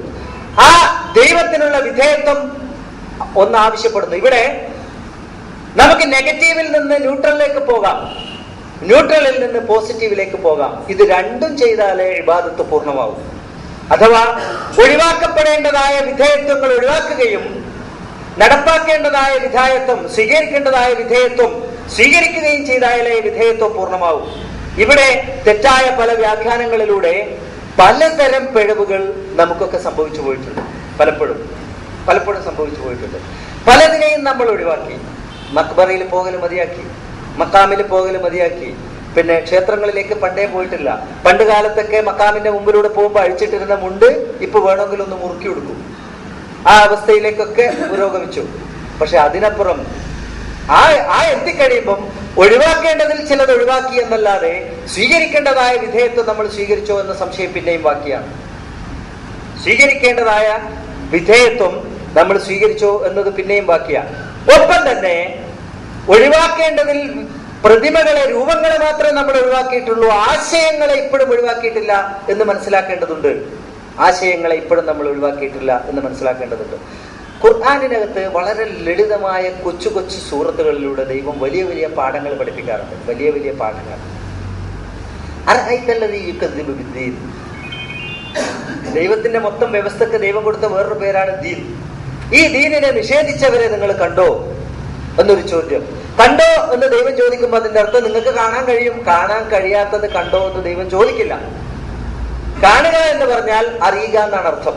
അറിയുക, നിനക്ക് അറിയാൻ കഴിയുന്നുണ്ടോ അങ്ങനത്തെ ഒരു സമൂഹത്തെ എന്ന് ചോദിച്ചിട്ട് അവിടെ എവിടെയും ഇന്ന് പറയുന്ന ഇബാദത്തിന്റെ ഒരു തരി പോലും ദൈവം പറഞ്ഞിട്ടില്ല. ഇന്ന് സമൂഹം ഇബാദത്ത് എന്ന പേരിൽ വിവക്ഷിച്ചു വെച്ചിരിക്കുന്ന, വ്യാഖ്യാനിച്ചു വെച്ചിരിക്കുന്ന ഒരു കാര്യത്തെയും അവിടെ പറഞ്ഞിട്ടില്ല. അത് ചെയ്യാത്തതിന്റെ പേരിൽ നീ ദീൻ നിഷേധിയായി എന്നല്ല പറഞ്ഞത്. പകരം ദൈവം പറഞ്ഞത് എന്താ? പാവപ്പെട്ടവനെ സഹായിക്കാൻ നീ പ്രേരിപ്പിച്ചില്ല. അപ്പൊ പാവപ്പെട്ടവനെ സഹായിക്കാൻ പ്രേരിപ്പിക്കുക എന്നത് ദൈവത്തിന്റെ ഒരു ആശയമാണെങ്കിൽ ആ ആശയത്തിന് മനസ്സിനെ വിധേയപ്പെടുത്തിയിരിക്കണം. അപ്പോഴേ ഇബാദത്താവും. ഒരുപക്ഷെ ഞാൻ പറയുന്നത് വളരെ ആഴത്തിലുള്ള വിഷയമായതുകൊണ്ട് ബോറടിക്കുന്നുണ്ടോ എന്ന് എനിക്കൊരു സംശയമുണ്ട്. നമ്മുടെ അത്തരം ലളിതമായ കാര്യങ്ങൾ ദൈവത്തിന് കുറെ പറയാനുണ്ട്. ഇപ്പൊ ഞാൻ പറഞ്ഞു, ഖുർആൻ ഇത്രയും വിശാലമായി കിടക്കുന്ന ദൈവം തന്നെ പറഞ്ഞു, ഇത് എത്രയോ കടലുകൾ ചേർത്താൽ പോലും നിങ്ങൾക്ക് എഴുതി തീർക്കാൻ പറ്റാത്ത ആശയങ്ങൾ ഇതിനകത്തുണ്ട് എന്ന് ദൈവം പറയുമ്പോൾ ആ കടലുകളല്ല ദൈവം വിവക്ഷിക്കുന്നത് നമുക്കറിയാം. ഈ ആശയത്തിന്റെ വലുപ്പമാണ് ദൈവം പറയുന്നത്. പലർക്കും അങ്ങനെ അബദ്ധങ്ങൾ പറ്റിയിട്ടുണ്ട്. എന്താ ഒരു ലൈലത്തുൽ ഖദറും വെറുതെ റമളാനിൽ പരിധി നടക്കുമ്പം ഈ ലൈലത്തുൽ ഖദർ എന്ന് പറയുന്നത് ഇന്ന് വിശ്വസിക്കുന്ന തരത്തിലുള്ള ഒരു പുണ്യരാത്രി ആണെങ്കിൽ തന്നെ ആ പുണ്യരാത്രിക്ക് പുണ്യം നൽകിയ ഒരു സാധനം വേറെയുണ്ട്. എന്താണ്? ആ ഖുർആനിനെയാണ് ചിന്തിക്കേണ്ടതെന്നാണ് ദൈവം പറയുന്നത്. അഥവാ ഒരു പാത്രത്തിനകത്ത്, ഒരു കുപ്പിക്കകത്ത് അത്തർ നിറച്ചു. ഈ കുപ്പി മണക്കും. പക്ഷെ കുപ്പി മണക്കാൻ കാരണമായ അത്തറാണോ വലുത്, കുപ്പിയാണോ വലുത്? അത്രാണ് വലുത്. ഈ കുപ്പിയുടെ മണത്തെക്കുറിച്ച് ആരെടുത്ത് പറഞ്ഞാലും ആ പറയുന്നയാൾ ഉദ്ദേശിക്കുന്നത് അത്രയ്ക്കും വലുതാണ്, അത്രയ്ക്കും നല്ലതാണ് എന്നാണെന്ന് മനസ്സിലാക്കാൻ സാമാന്യ ബുദ്ധി വേണം. സാമാന്യമായ ഒരു ബുദ്ധി നമുക്കുണ്ടാവണം. അവിടെ ഖുർആനിനെ മറന്നുകൊണ്ട് ലൈലത്തുൽ ഖദർ പരിധി നടക്കുന്ന സമൂഹമാണ് നമ്മൾ. ഖുർആൻ അത് മറന്നു പൂർണ്ണമായിട്ടും. ദൈവം ഇതാകെ പറഞ്ഞിരിക്കുന്നത് തന്നെ ഒരു സാമാന്യമായ രാത്രിയെ, ഒരു സാധാരണ രാത്രിയെ. പോട്ടെ, അതിന് വേറെന്തൊക്കെയോ വ്യാഖ്യാനങ്ങൾ നമുക്ക് പിന്നെ എത്താം. ഇന്ന് നിലവിലുള്ള വ്യാഖ്യാനത്തിന്റെ അടിസ്ഥാനത്തിൽ തന്നെ പറഞ്ഞാൽ പോലും ഒരു സാമാന്യമായ രാത്രിയെ 1000 മാസങ്ങളെക്കാൾ വലുതാക്കി മാറ്റാൻ കെൽപ്പുള്ള ഒരു സാധനമുണ്ട് എന്ന് പറഞ്ഞാൽ, ഈ 1000 മാസങ്ങളെക്കാൾ വലിയ രാത്രിയെ അന്വേഷിക്കണോ, ആ 1000 മാസങ്ങളെക്കാൾ വലുപ്പം നൽകിയ സാധനത്തെ അന്വേഷിക്കണോ? ഇതൊരു സാമാന്യമായ തത്വമാണ്. ആ സാമാന്യമായ തത്വം പോലും ഉൾക്കൊള്ളാൻ പറ്റാത്തയിടത്തോളം വ്യാഖ്യാനിച്ചിട്ട് ദൂരെയാക്കി നമ്മളെ. ഇപ്പൊ എല്ലാരും അന്വേഷിക്കുക, റമദാൻ കാത്തിരിക്കുന്നത് ലൈലത്തുൽ ഖദറിന് വേണ്ടിയാണ്. അവസാനത്തെ 10 ദിവസം ഉറക്കമില്ല. കാരണം ഇതിലെ അബദ്ധത്തിലെങ്ങാൻ ഇതിൽ പെട്ടുപോയ രക്ഷപ്പെട്ടു. 82 കൊല്ലത്തെ ജീവിതം കിട്ടി. അബദ്ധത്തിൽ ലോട്ടറി എടുത്ത പോലെ. ലോട്ടറി എടുക്കല് ഹറാമോ? ഈ ലോട്ടറിക്ക് ഒരു പ്രശ്നവുമില്ല. ഇതും വരുന്ന ഞാൻ ആലോചിക്കേണ്ടതാണ്. ഓരോ വ്യക്തിയും നമ്മുടെ സ്വന്തം ബുദ്ധി ഉപയോഗിച്ച് ആലോചിക്കേണ്ട ഒരു തത്വം ഇതിനകത്തുണ്ട്. എന്താണ്? ദൈവം പല കാര്യങ്ങളും മനുഷ്യന്റെ മനസ്സിലേക്ക് ഇട്ടുകൊടുക്കാൻ വേണ്ടി ഉദാഹരണങ്ങൾ പലതും പറയും. പല ഉദാഹരണങ്ങളും പറഞ്ഞിട്ടുണ്ട്. തിരി കത്തിച്ചു വെച്ചു, ആ തിരിയും കൊണ്ട് ദൈവം പോയി. ദൈവം എപ്പോഴാ വന്ന് ഈ തിരി എടുത്തിട്ട് പോവാൻ? അപ്പൊ പറയും അത് അലങ്കാരമാണെന്ന് പറയും. എന്നാ ഇത് അലങ്കാരമല്ല. ഇത് 1000 മാസം തന്നെ. ഇത് 1000 മാസം തന്നെ. കാരണം ഫ്ലൂക്കിൽ സ്വർഗത്തിൽ പോകണം. ഫ്ലൂക്കിൽ ഒരു ഒഴുക്കിൽപ്പെട്ട പോലെ സ്വർഗത്തിലേക്ക് പോകണം. അതിനുള്ള മാർഗങ്ങൾ ഇബാദത്തിനെയും അതേപോലെ ലളിതവൽക്കരിച്ചിട്ട് മനുഷ്യന് വളരെ എളുപ്പത്തിൽ ഞാൻ ദൈവത്തിന് ഇബാദത്ത് ചെയ്തു എന്ന് സ്വന്തം മനസാക്ഷിയെ തോന്നിപ്പിക്കാൻ പറ്റുന്ന രീതിയിൽ ലളിതവൽക്കരിച്ച് വെക്കപ്പെട്ടിട്ടുണ്ട് ഇത്. ആ ലളിതവൽക്കരണത്തിൽ ഒരുപക്ഷെ ബോധപൂർവമായ ഉദ്ദേശം ഉണ്ടായിരുന്നിരിക്കാം. നമുക്കങ്ങനെ ആരോപിക്കാൻ കഴിയില്ലല്ലോ. ബോധപൂർവമായ ഉദ്ദേശം ഇത് ലളിതവൽക്കരിച്ചവർക്ക് ഉണ്ടായിരുന്നിട്ടുണ്ട് എന്ന് തന്നെയാണ് എന്റെ വിശ്വാസം. ഈ ചരിത്രം മുഴുവൻ പഠിച്ചാൽ അങ്ങനെ വിശ്വസിക്കാനേ നമുക്ക് തോന്നുള്ളൂ. അല്ലെങ്കിൽ റഷ്യയിൽ ഇരുന്നിരുന്ന 11 വയസ്സുകാരനെ ഇതിനെ ഇങ്ങനെ വ്യാഖ്യാനിക്കാനുള്ള ഒരു അധികാരമോ അവകാശമോ യോഗ്യതയോ ഒന്നുമില്ല. അധികാരവും ഇല്ല, അവകാശവും ഇല്ല, യോഗ്യതയും ഇല്ല. അദ്ദേഹത്തിന്റെ പശ്ചാത്തലം ആലോചിച്ചാൽ തീരെയില്ല. പക്ഷേ അദ്ദേഹം വ്യാഖ്യാനിച്ചു വെച്ചതിനെ പിന്തുടരാനാണ് ഇന്ന് സമൂഹത്തിന് താല്പര്യം. കാരണം എന്താ? ദൈവം നിഷ്കർഷിച്ചിരിക്കുന്ന അല്പം കട്ടിയുള്ള എല്ലാ ആശയങ്ങളെയും തള്ളിക്കളയാം. ഇത് വളരെ ലളിതമാണ്. ഉറൂസിന് പോയിട്ട് അലുവായും മിഠായും വാങ്ങിച്ച സ്വർഗത്ത് പോവാം. വളരെ ലളിതമല്ലേ? വളരെ എളുപ്പം. വർഷത്തിൽ കുറച്ച് ദിവസം കൊണ്ട് സ്വർഗത്തിലേക്ക് പോവാം. ദിവസം 25 മിനിറ്റ് കൊണ്ട് സ്വർഗം നേടാം ഒരു ദിവസം. ബാക്കി സമയം എങ്ങനെയും പോവാം. കാരണം എന്താ? ഒന്നിൽ നിന്ന് മറ്റൊന്നിലേക്കുള്ള എല്ലാ പാപങ്ങളും രണ്ടാമത്തത് ഇല്ലാതാക്കി കളയും. രണ്ടാമത്തത് ഇല്ല. ഞങ്ങളുടെ നാട്ടിൽ ഒരു പ്രയോഗമുണ്ട്, കാക്ക തൗബ എന്ന് പറയും. ഇവിടെ ഉണ്ടോന്ന് അറിയില്ല. കാക്ക, അതായത് മ്ലേച്ഛത ഉള്ള മനുഷ്യന്റെ വിസർജ്യത്തില് കാക്ക പൊക്കിട്ട് അത് തിന്നും. കുറെ കഴിയുമ്പോ ഇങ്ങനെ തലയാട്ടും നിലത്തെറിച്ച്. അപ്പോ അത് കാക്ക തൗബ ചെയ്യാണ്, ഇനി ഞാൻ തിന്നൂല എന്ന് പറയുകയാണെന്നാണ് വിശ്വാസം. ഇത് ചെയ്തുകൊണ്ടിരിക്കുമ്പോ അപ്പുറത്ത് കണ്ടാൽ വീണ്ടും ചെയ്യും. ഇതേപോലെ ഒന്നിൽ നിന്ന് മറ്റൊന്നിലേക്കുള്ള ദൂരത്തിന്റെ ഇടയിൽ, മണിക്കൂറുകൾക്കിടയിൽ എന്തൊക്കെ വൃത്തികേട് കാണിച്ചാലും, എന്തൊക്കെ മ്ലേച്ഛതകൾ കാണിച്ചാലും, ഇന്നസലാത്ത തൻഹാ അനിൽ ഫഹ്ശായി വൽ മുൻകർ, അത് ദൈവം പറഞ്ഞു. പക്ഷെ അത് സത്യമൊന്നുമല്ല. ഈ മുൻകർ, ഈ തെറ്റായ കാര്യങ്ങളൊന്നും മായ്ക്കപ്പെടുന്നില്ല. പക്ഷേ ഇത് പൊറുക്കപ്പെടും അതിന്റെ പേരിൽ. അപ്പോ ഇടയ്ക്കിടക്ക് അത് ചെയ്യുക, ബാക്കിയുള്ള സമയം ഇതും ചെയ്യുക. അപ്പൊ സ്വർഗത്തിലേക്ക് ലൈസൻസായി എന്ന് വിശ്വസിക്കാൻ ഈ ഇബാദത്തിനെ തെറ്റായി വ്യാഖ്യാനിച്ചവർ സമൂഹത്തിന് അവസരം നൽകിയിട്ടുണ്ട്. ആ അവസരമാണ് ഇന്ന് മുസ്ലിം സമൂഹത്തെ ലോകം മുഴുവൻ വെറുപ്പോടും ഭയത്തോടും നോക്കുന്ന ഒരു അവസ്ഥയിലേക്ക് എത്തിക്കാൻ കാരണമെന്ന് ഞാൻ വിശ്വസിക്കുന്നു. ഈ മുസ്ലിം സമൂഹത്തെ കുറിച്ച് ദൈവം പറഞ്ഞിരിക്കുന്നത് ഉമ്മത്തൻ വസത്തൻ ഉഖ്രിജത്ത് ലിന്നാസ്, മുഴു സമൂഹത്തിനും വേണ്ടി, മുഴു മനുഷ്യർക്കും വേണ്ടി ദൈവം നിയോഗിച്ച ഒരു സമൂഹം. ഈ ഖുർആൻ ഉൾക്കൊണ്ട മനുഷ്യൻ അങ്ങനെ ആയിത്തീരണം. പക്ഷെ ആ സമൂഹത്തെ ഇന്ന് മുഴു സമൂഹം വെറുക്കുകയാണ്. അവരെ കാണാൻ പോലും ഇഷ്ടമല്ല. അവരുള്ള സ്ഥലത്ത് നിന്ന് മാറിപ്പോവുകയാണ്. എവിടെ നോക്കിയാലും ഇതാണ് അവസ്ഥ. ഭാരതത്തിലായാലും ഭാരതത്തിന് പുറത്തായാലും അഖില ലോകാടിസ്ഥാനത്തിൽ 57ഓളം മുസ്ലിം രാഷ്ട്രങ്ങളുണ്ട് എന്ന് പറയുന്നു. ഈ മുസ്ലിം രാഷ്ട്രങ്ങളിൽ ഉള്ളിടത്തോളം ക്രിമിനൽ സ്വഭാവം മറ്റെവിടെയില്ല. എത്ര ഭീകരമായ ശിക്ഷകൾ നടപ്പാക്കിയാലും. കാരണം എന്താ? വളരെ ലളിതമായി ഈ തെറ്റുകൾക്ക് പാപമോചനമുണ്ട്, അങ്ങനെ വിശ്വസിപ്പിച്ചിരിക്കുക. വളരെ എളുപ്പം പാപമോചനമുണ്ട്. ഈ പാപമോചനത്തിന് വേണ്ടി ചെയ്യുന്ന കർമ്മങ്ങളിലൂടെ ദൈവത്തിനുള്ള ഇബാദത്ത് പൂർണ്ണമാവുകയും ചെയ്യും. ദൈവത്തിനുള്ള ഇബാദത്തും പൂർണ്ണമായി. അപ്പൊ രണ്ടുമായി, നെഗറ്റീവ് പോയി, പോസിറ്റീവ് സ്ഥാപിക്കപ്പെടുകയും ചെയ്തു.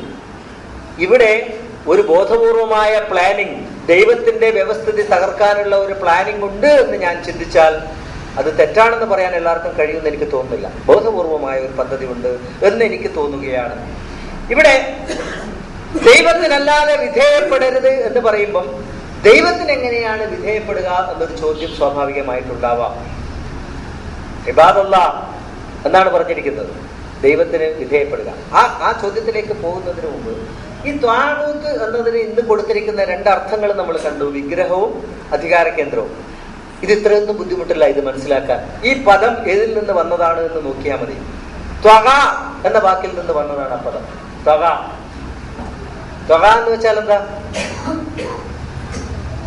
ക്രമവിരുദ്ധമായി പ്രവർത്തിക്കുന്നതിനാണ് ത്വഗ എന്ന് പറയുക, അല്ലെങ്കിൽ അതിര് കവിയുന്നതിനാണ് ത്വഗ എന്ന് പറയുക. ദൈവത്തിന്റെ കാഴ്ചപ്പാടിൽ അതിര് കവിയുക എന്ന് പറഞ്ഞാൽ ദൈവം എന്ത് ചെയ്യണമെന്ന് പറഞ്ഞോ അത് ചെയ്യാതിരിക്കുക, എന്ത് ചെയ്യരുതെന്ന് പറഞ്ഞോ അത് ചെയ്യുക. ഇത് രണ്ടാണ് ത്വഗ. അപ്പൊ ത്വാഗൂത്തിന് വിധേയപ്പെടുക എന്ന് പറഞ്ഞതിൽ തന്നെ ഉണ്ട് അതിന്റെ അർത്ഥം. ദൈവം ചെയ്യരുത് എന്ന് പറഞ്ഞത് ചെയ്യലാണ് ത്വാഗൂത്ത്. അപ്പൊ അവിടെ ത്വാഗൂത്ത് എന്താ? ദൈവം ചെയ്യരുത് എന്ന് പറഞ്ഞ സംഗതിയാണ് ത്വാഗൂത്ത്. ആ ത്വാഗൂത്തിനെ അത് അനുസരിക്കൽ, ത്വഗ അതിനനുസരിക്കലാണ് അവിടെ ത്വാഗൂത്തായി മാറുന്നത്. ഡിക്ഷണറി നോക്കിയാൽ എല്ലാവർക്കും മനസ്സിലാവും. ആർക്കും അറബിക്ക് ഡിക്ഷണറി എടുത്ത് നോക്കിയാൽ ലളിതമായി മനസ്സിലാകുന്ന കാര്യമാണ്. ഇവിടെ ഈ ആയത്തിൽ തന്നെ ഇതിന്റെ വിശദീകരണം എന്നോണം ഇതിന്റെ ആ ആയത്തിന്റെ അടുത്ത വചനത്തിൽ, അടുത്ത സെന്റൻസിൽ, ഖുർആനിലുള്ള പല ആയത്തുകളും ഒന്നിലധികം സെന്റൻസുകൾ ഉൾക്കൊള്ളും, ഒന്നിലധികം ജുംലകൾ ഉൾക്കൊള്ളും. അതായത് ഒരു കംപ്ലീറ്റ് സെന്റൻസ്. ഖുർആനിലുള്ള ഒരു ആയത്ത് എന്ന് വെച്ചാൽ ഒറ്റ സെന്റൻസ് അല്ല, അപ്പോഴും ഒന്നിലധികം സെന്റൻസ് ഉണ്ടാവും. അത് വാ അല്ലെങ്കിൽ ഫ ചേർത്തിട്ട് കൂട്ടിച്ചേർന്നവർ. ഇപ്പൊ ഇവിടെ തന്നെ വലഖദ് ബഅസ്നാ ഫീ കുല്ലി ഉമ്മത്തിൻ റസൂലൻ അൻ ഇഅ്ബുദുല്ലാഹ വജ്തനിബു ത്വാഗൂത്ത് എന്ന് പറഞ്ഞ ഒരു സെന്റൻസ് പൂർത്തിയായി, കൃത്യമായി പൂർത്തിയായി. തീർച്ചയായും നാം എല്ലാ സമൂഹത്തിലേക്കും നിയോഗിച്ചിരിക്കുന്നു ദൂതന്മാരെ. എന്തിനു വേണ്ടി? അൻ ഇഅ്ബുദുല്ലാഹ, ദൈവത്തിന് വിധേയപ്പെടണമെന്ന് പറഞ്ഞുകൊണ്ട്, വജ്തനിബു ത്വാഗൂത്ത്, താഗൂത്തുകളെ ഉപേക്ഷിക്കണമെന്ന് പറഞ്ഞുകൊണ്ടും. അപ്പൊ ആ സെന്റൻസ് പൂർത്തിയായി. പക്ഷെ അതോടൊപ്പം ചേർത്തിട്ടാണ് ആ ആയത്ത് പൂർത്തീകരിക്കുന്നത്, വേറെ ചേർത്തിട്ട്. അങ്ങനെ ചേർക്കുമ്പം ഈ പറഞ്ഞിരിക്കുന്ന സെന്റൻസിന്റെ ആശയവുമായി അഭേദ്യമായ ഒരു ബന്ധമുണ്ടെങ്കിൽ മാത്രമേ അതിനോട് ചേർക്കൂ. അങ്ങനെ ചേർക്കും. അങ്ങനെ അഭേദ്യമായ ഒരു ബന്ധത്തോടു കൂടി ദൈവം പറയുകയാണ്, ഫമിൻഹും മൻ ഹദല്ലാഹ് വമിൻഹും മൻ ഹഖ്ഖത് അലൈഹിൽ ദലാല. അഥവാ അല്ലാഹുവിനെ ഇബാദത്ത് എടുത്തവരെ അല്ലാഹു ഹിദായത്ത് നൽകിയവരായും താഴൂത്തിനെ ഇബാദത്ത് ചെയ്തവരെ അല്ലാഹു ദലാലത്ത് കിട്ടിയവരുമായി ചിത്രീകരിക്കുകയാണ്. ദലാലത്ത് എന്ന് വെച്ചാൽ എന്താ? ക്രമം തെറ്റി പ്രവർത്തിക്കുന്നവർ, അതാണ് ദലാലത്ത്. അപ്പൊ താഴൂത്തിന് വിധേയപ്പെടുക എന്നതിന് ദൈവം തന്നെ കൊടുത്തിരിക്കുന്ന വിവക്ഷയാണ് ക്രമം തെറ്റി പ്രവർത്തിക്കുന്നവർ. ക്രമം തെറ്റി പ്രവർത്തിക്കുക. ഈ വാചകം മാത്രം മതി എന്താണ് താഴൂത്ത് എന്ന് മനസ്സിലാക്കാൻ. കാരണം ക്രമം തെറ്റി പ്രവർത്തിക്കുക എന്ന് പറഞ്ഞാൽ ഒരു ക്രമമാണ് അവിടെ വിഷയം, അല്ലാതെ ഒരു രൂപമല്ല വിഷയം. ക്രമം എന്ന് വെച്ചാൽ ആ ക്രമം കിട്ടുക ഒരാശയത്തിലൂടെയാണ്, ഒരു വ്യവസ്ഥതയിലൂടെയാണ്. കാര്യങ്ങൾ ചെയ്യാൻ ഒരു ക്രമം. മനുഷ്യന്റെ ജീവിതം തന്നെ കാര്യങ്ങളെ ക്രമപ്പെടുത്തി വെക്കുന്നതിനനുസരിച്ചാണ് മനുഷ്യന്റെ ജീവിതം രൂപപ്പെടുന്നത്. നമ്മുടെ റെയിൽവേ സ്റ്റേഷനുകളിൽ അനൗൺസ്മെന്റ് കേട്ടിട്ടുണ്ടോ നിങ്ങളൊക്കെ? അനൗൺസ്മെന്റുകൾ. ഇന്നുള്ള ഒരു അനൗൺസ്മെന്റും മനുഷ്യരല്ല പറയുന്നത്, അവിടെ ലൈവായിട്ട് പറയുകയല്ല, കമ്പ്യൂട്ടറിൽ നിന്ന് ചെയ്യുകയാണ്. കമ്പ്യൂട്ടറിന്റെ ബേസിക് നോളജ് ഉള്ള ആർക്കും അതിന്റെ തത്വം മനസ്സിലാവും. എനിക്ക് കമ്പ്യൂട്ടറിനെ കുറിച്ച് വലിയ അറിവൊന്നുമില്ല, പക്ഷേ അടിസ്ഥാനപരമായ കൊച്ചറിവ് വെച്ചിട്ട് ഞാൻ മനസ്സിലാക്കിയിരിക്കുന്നത്, പല കോഡ് നമ്പറുകളിൽ കമ്പ്യൂട്ടറിനകത്ത് ഡാറ്റ ഫീഡ് ചെയ്ത് വിരിച്ചിരിക്കുകയാണ്. For example, Parashuram express Kozhikode സ്റ്റേഷനിൽ എത്തുമ്പോൾ വരുന്ന അനൗൺസ്മെന്റ് ഒരിക്കലും ഇതിനകത്ത് പരശുറാം എക്സ്പ്രസ്, മംഗലാപുരത്ത് നിന്നും പുറപ്പെട്ടിരിക്കുന്ന ഇത്രാൻ നമ്പർ എക്സ്പ്രസ്, ഇന്ന പേരിലുള്ള എക്സ്പ്രസ്, ഇന്ന സ്ഥലത്തേക്ക് ഇന്ന വഴിക്ക് പോകുന്ന എക്സ്പ്രസ് എന്ന് ഒരാളും അവിടെ വെച്ച് പറയാറില്ല. പകരം എന്താ ചെയ്യുക? കമ്പ്യൂട്ടറിനകത്ത് ചില ബട്ടണുകൾ പ്രസ് ചെയ്യും. എന്നിട്ട് ഓൺ ചെയ്താൽ മൈക്കിലൂടെ ആ അനൗൺസ്മെന്റ് വരും. ഈ ഓരോ ബട്ടണിനും ഓരോ വാക്കുകൾ അതിനകത്ത് നേരത്തെ ഡാറ്റ ഫീഡ് ചെയ്ത് വെച്ചിട്ടുണ്ടാവും. ഫോർ എക്സാമ്പിൾ, ഫ്രം നമ്പർ 1 എന്ന് വെച്ചാൽ ഫ്രം എന്നാണെങ്കിൽ 1 ഞെക്കിയാൽ ഫ്രം വന്നു. അപ്പൊ ആദ്യം എഴുതുക പരശുറാം എക്സ്പ്രസ്. പരശുറാം എക്സ്പ്രസ് എന്നതിന് ഒരു നമ്പർ ഉണ്ടാവും. ആ ബട്ടൺ അമർത്തിയാൽ പരശുറാം എക്സ്പ്രസ്, അതിന്റെ നമ്പർ, മറ്റൊരു നമ്പർ കൊടുത്ത ആ നമ്പർ വന്നു. 1 2 1 മുതൽ 0 വരെ ഫീഡ് ചെയ്ത് വെച്ചിരിക്കുക. അപ്പോൾ അതിന്റെ നമ്പർ എന്ന് കഴിച്ചിട്ട് ഇന്ന നമ്പർ ഇങ്ങനെ ടൈപ്പ് ചെയ്താൽ ആ നമ്പർ വന്നു. അതിനുശേഷം ഫ്രം മാംഗ്ലൂർ ടു ട്രിവാൻഡ്രം വയ ആലപ്പി. ഇതിനൊക്കെ കോഡുകളാണ്. കമ്പ്യൂട്ടറിൽ ഞെക്കി കഴിഞ്ഞു. പിന്നെ coming shortly at Calicut railway station, ഇതിനൊക്കെ കോഡുകളാണ്. ഇങ്ങനെയാണ് അനൗൺസ് ചെയ്യുന്നത്. മീൻസ് കമ്പ്യൂട്ടറിന്റെ അകത്തുള്ള കുറെ പദങ്ങളും അതിന്റെ കോഡുകളും ക്രമമായി വെച്ചപ്പം ഒരു ദോഷവുമില്ലാത്ത ഒരു പെർഫെക്റ്റ് സെന്റൻസ് നമുക്ക് കിട്ടി. ഒരു പെർഫെക്റ്റ് സെന്റൻസ് കിട്ടി. ആ സെന്റൻസ് ആണ് അനൗൺസ് ചെയ്യപ്പെടുന്നത്. എന്ന് വെച്ചാൽ ഇതിനകത്തുള്ള ഇൻഗ്രീഡിയൻസ് എന്ന് വേണമെങ്കിൽ നമുക്ക് പറയാം. അതിനകത്തുള്ള ഇൻഗ്രീഡിയൻസ് ക്രമമായി വെക്കുമ്പോഴാണ് ദോഷമില്ലാത്ത ഒരു സെന്റൻസ് കിട്ടിയത്. ഇതുപോലെ നമ്മുടെ പ്രവർത്തനങ്ങളും ചിന്തകളും ക്രമമായി വെക്കുമ്പോഴാണ് ദോഷമില്ലാത്ത ജീവിതം കിട്ടുക. ദോഷമില്ലാത്ത ജീവിതം കിട്ടുക. ഒരു ഉദാഹരണത്തിന് വേണ്ടി ഞാൻ പറഞ്ഞു എന്നേ ഉള്ളൂ. ഈ പ്രവർത്തനങ്ങൾ ക്രമം തെറ്റിവെക്കാം. നമ്മുടെ ചോയ്സാണത്. ക്രമം തെറ്റിവെക്കാം. നമുക്ക് വിധേയത്വം ദൈവത്തിന് അവർ അർപ്പിക്കലാണ് ക്രമം. ദൈവമല്ലാത്തിനെ അർപ്പിച്ചാൽ അത് ക്രമവിരുദ്ധമാണ്. പക്ഷെ നമുക്ക് ചോയ്സ് ദൈവം തന്നിട്ടുണ്ട്. നിന്റെ ഇഷ്ടം പോലെ ചെയ്യാം.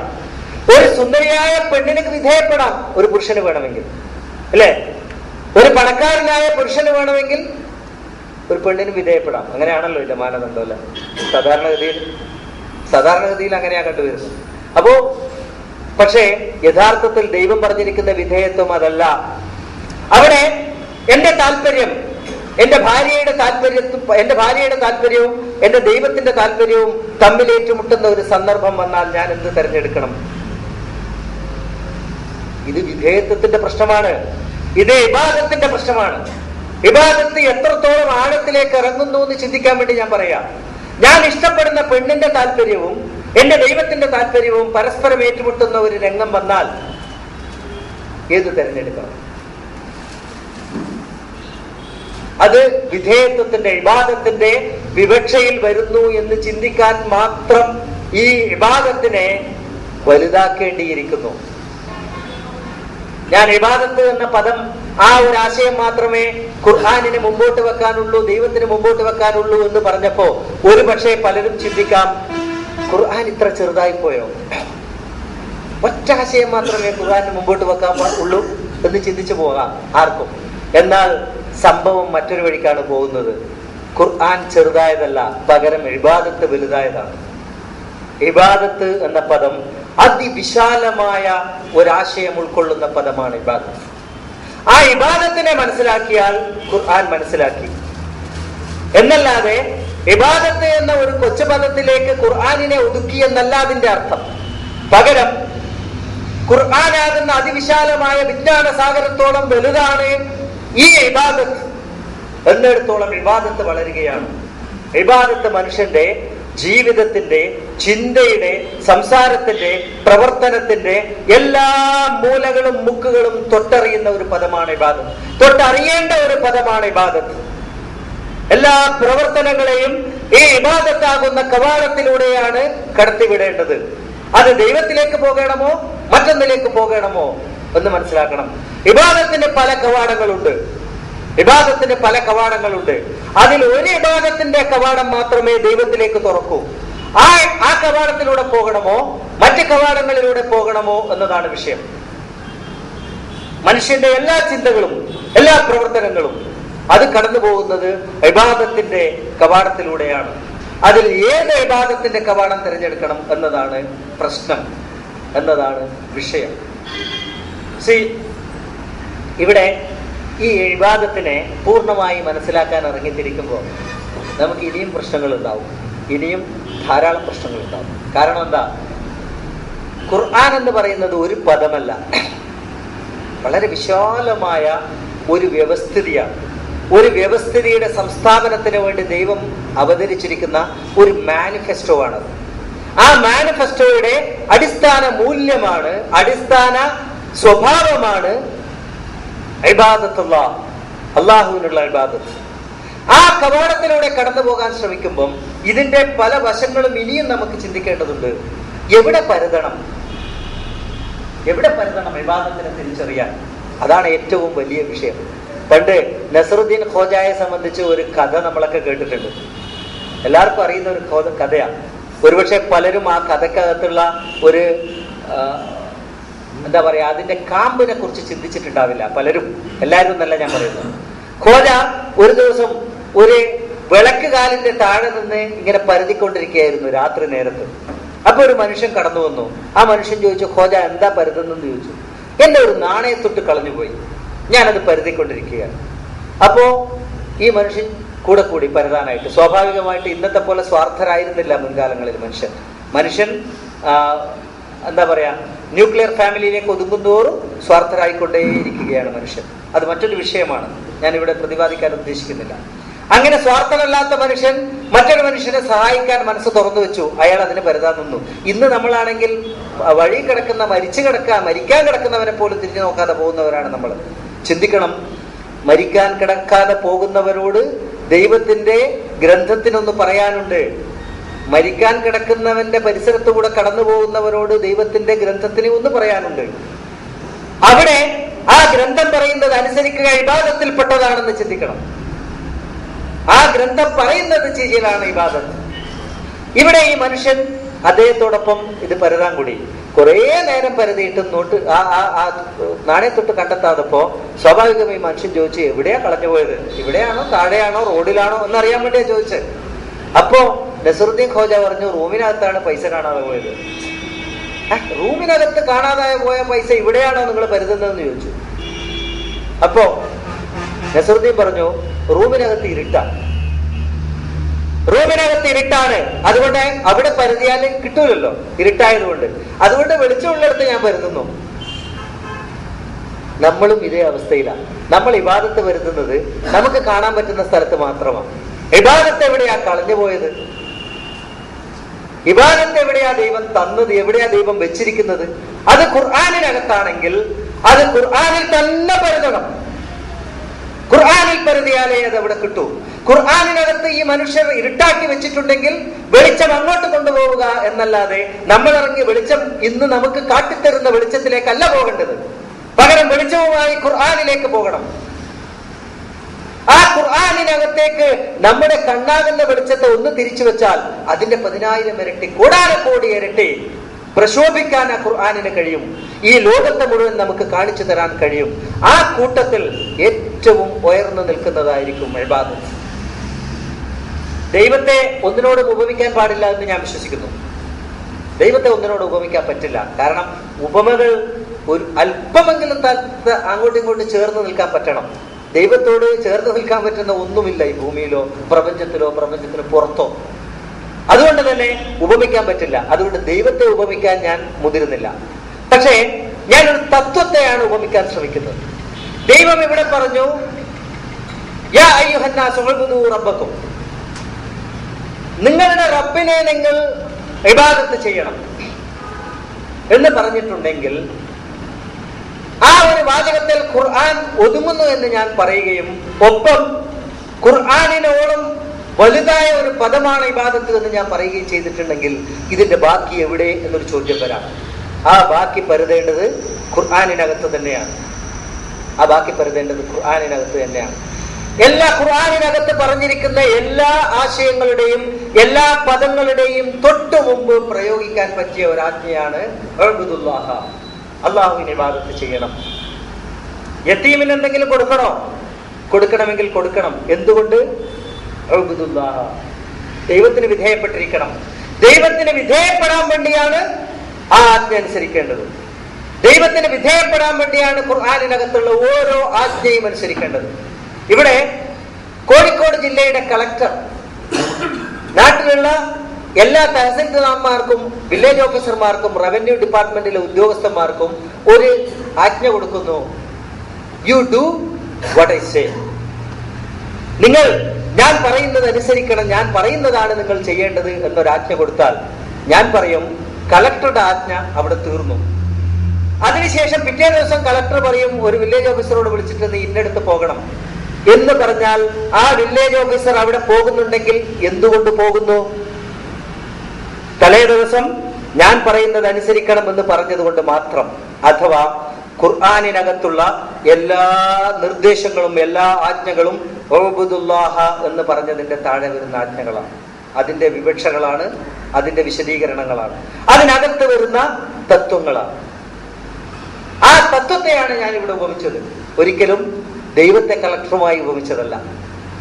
അതേപോലെ ദൈവം നമ്മളോട് പറയുന്നു ഉഅ്ബുദുല്ലാഹ. ഉഅ്ബുദുല്ലാഹ എന്ന് പറഞ്ഞാൽ അതിന്റെ അർത്ഥം നീ എനിക്ക് വിധേയപ്പെട്ടിരിക്കണം, നീ ദൈവത്തിന് വിധേയപ്പെട്ടിരിക്കണം. അഥവാ ഞാൻ ഇനിയും കാര്യങ്ങൾ പറയും നിങ്ങളോട്, ഇനിയും പലതും എനിക്ക് പറയാനുണ്ട്. ആ പറയുന്നതൊക്കെ നിങ്ങളുടെ മനസ്സിനെയും വചനത്തെയും പ്രവൃത്തിയെയും എനിക്ക് വിധേയപ്പെടുത്തിക്കൊണ്ട് അനുസരിക്കണം, ചെയ്തിരിക്കണം, ജീവിതത്തിൽ പകർത്തിയിരിക്കണം. അതാണ് ദൈവത്തിന് പറയാനുള്ളത്.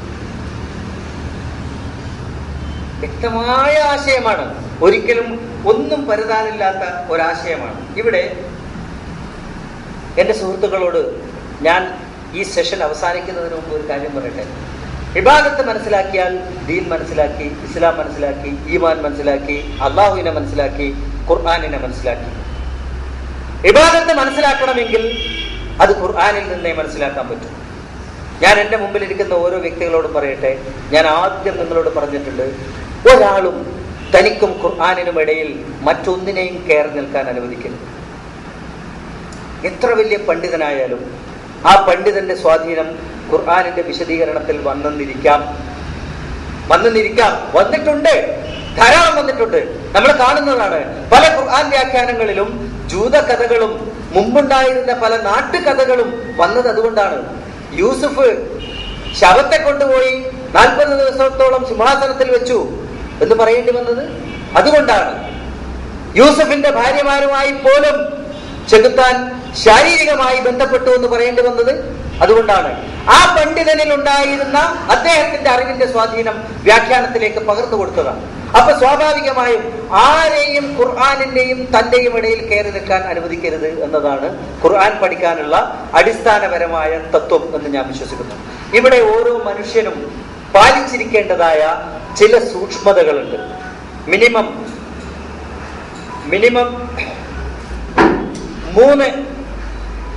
മൂന്നോ നാലോ തത്വങ്ങൾ നമ്മൾ ജീവിതത്തിൽ ഫോളോ ചെയ്തിരിക്കണം ഖുർആൻ പഠിക്കാൻ ആഗ്രഹിക്കുന്നെങ്കിൽ. ഒന്നാമതായി ഞാൻ പറയട്ടെ, ഖുർആനിലേക്ക് ആരെങ്കിലും പഠിക്കാൻ ഇറങ്ങുന്നെങ്കിൽ അതൊരു അനന്തമായ യാത്രയാണെന്ന് ചിന്തിച്ചുകൊണ്ടാണ് ഇറങ്ങേണ്ടത്. അനന്തമായ ഒരു യാത്രയാണ്. ആ യാത്ര അവസാനിപ്പിക്കാൻ കഴിയില്ല, ഒരു കാലത്തും കഴിയില്ല, ജീവിതാവസാനം വരെ കഴിയില്ല. ജീവിതം മുഴുവൻ ചെലവഴിച്ചാലും ഇത് പൂർണ്ണമായും നമുക്ക് പഠിച്ചു തീർക്കാൻ കഴിയില്ല. പക്ഷെ ആ ഒരു യാത്ര തന്നെ മോക്ഷത്തിലേക്കുള്ള യാത്രയാണ്. അത് തുടങ്ങി വെച്ചാൽ തന്നെ മോക്ഷത്തിലേക്കാണ് നമ്മൾ പോകുന്നത് എന്ന് ചിന്തിക്കാൻ കഴിയണം. ഈ യാത്രയിൽ നമുക്ക് കൂടെ കൊണ്ടുപോകാനുള്ള അടിസ്ഥാനപരമായ ക്വാളിഫിക്കേഷൻ ഞാൻ വിശ്വസിക്കുന്നു, തെളിഞ്ഞ ഒരു മനസ്സാണ് നമ്മൾ കൂടെ കൊണ്ടുപോകേണ്ടത്. തെളിഞ്ഞ ഒരു മനസ്സ്. അതില്ലാതെ ഖുർആനിനെ പൂർണ്ണമായി മനസ്സിലാക്കാൻ കഴിയില്ല.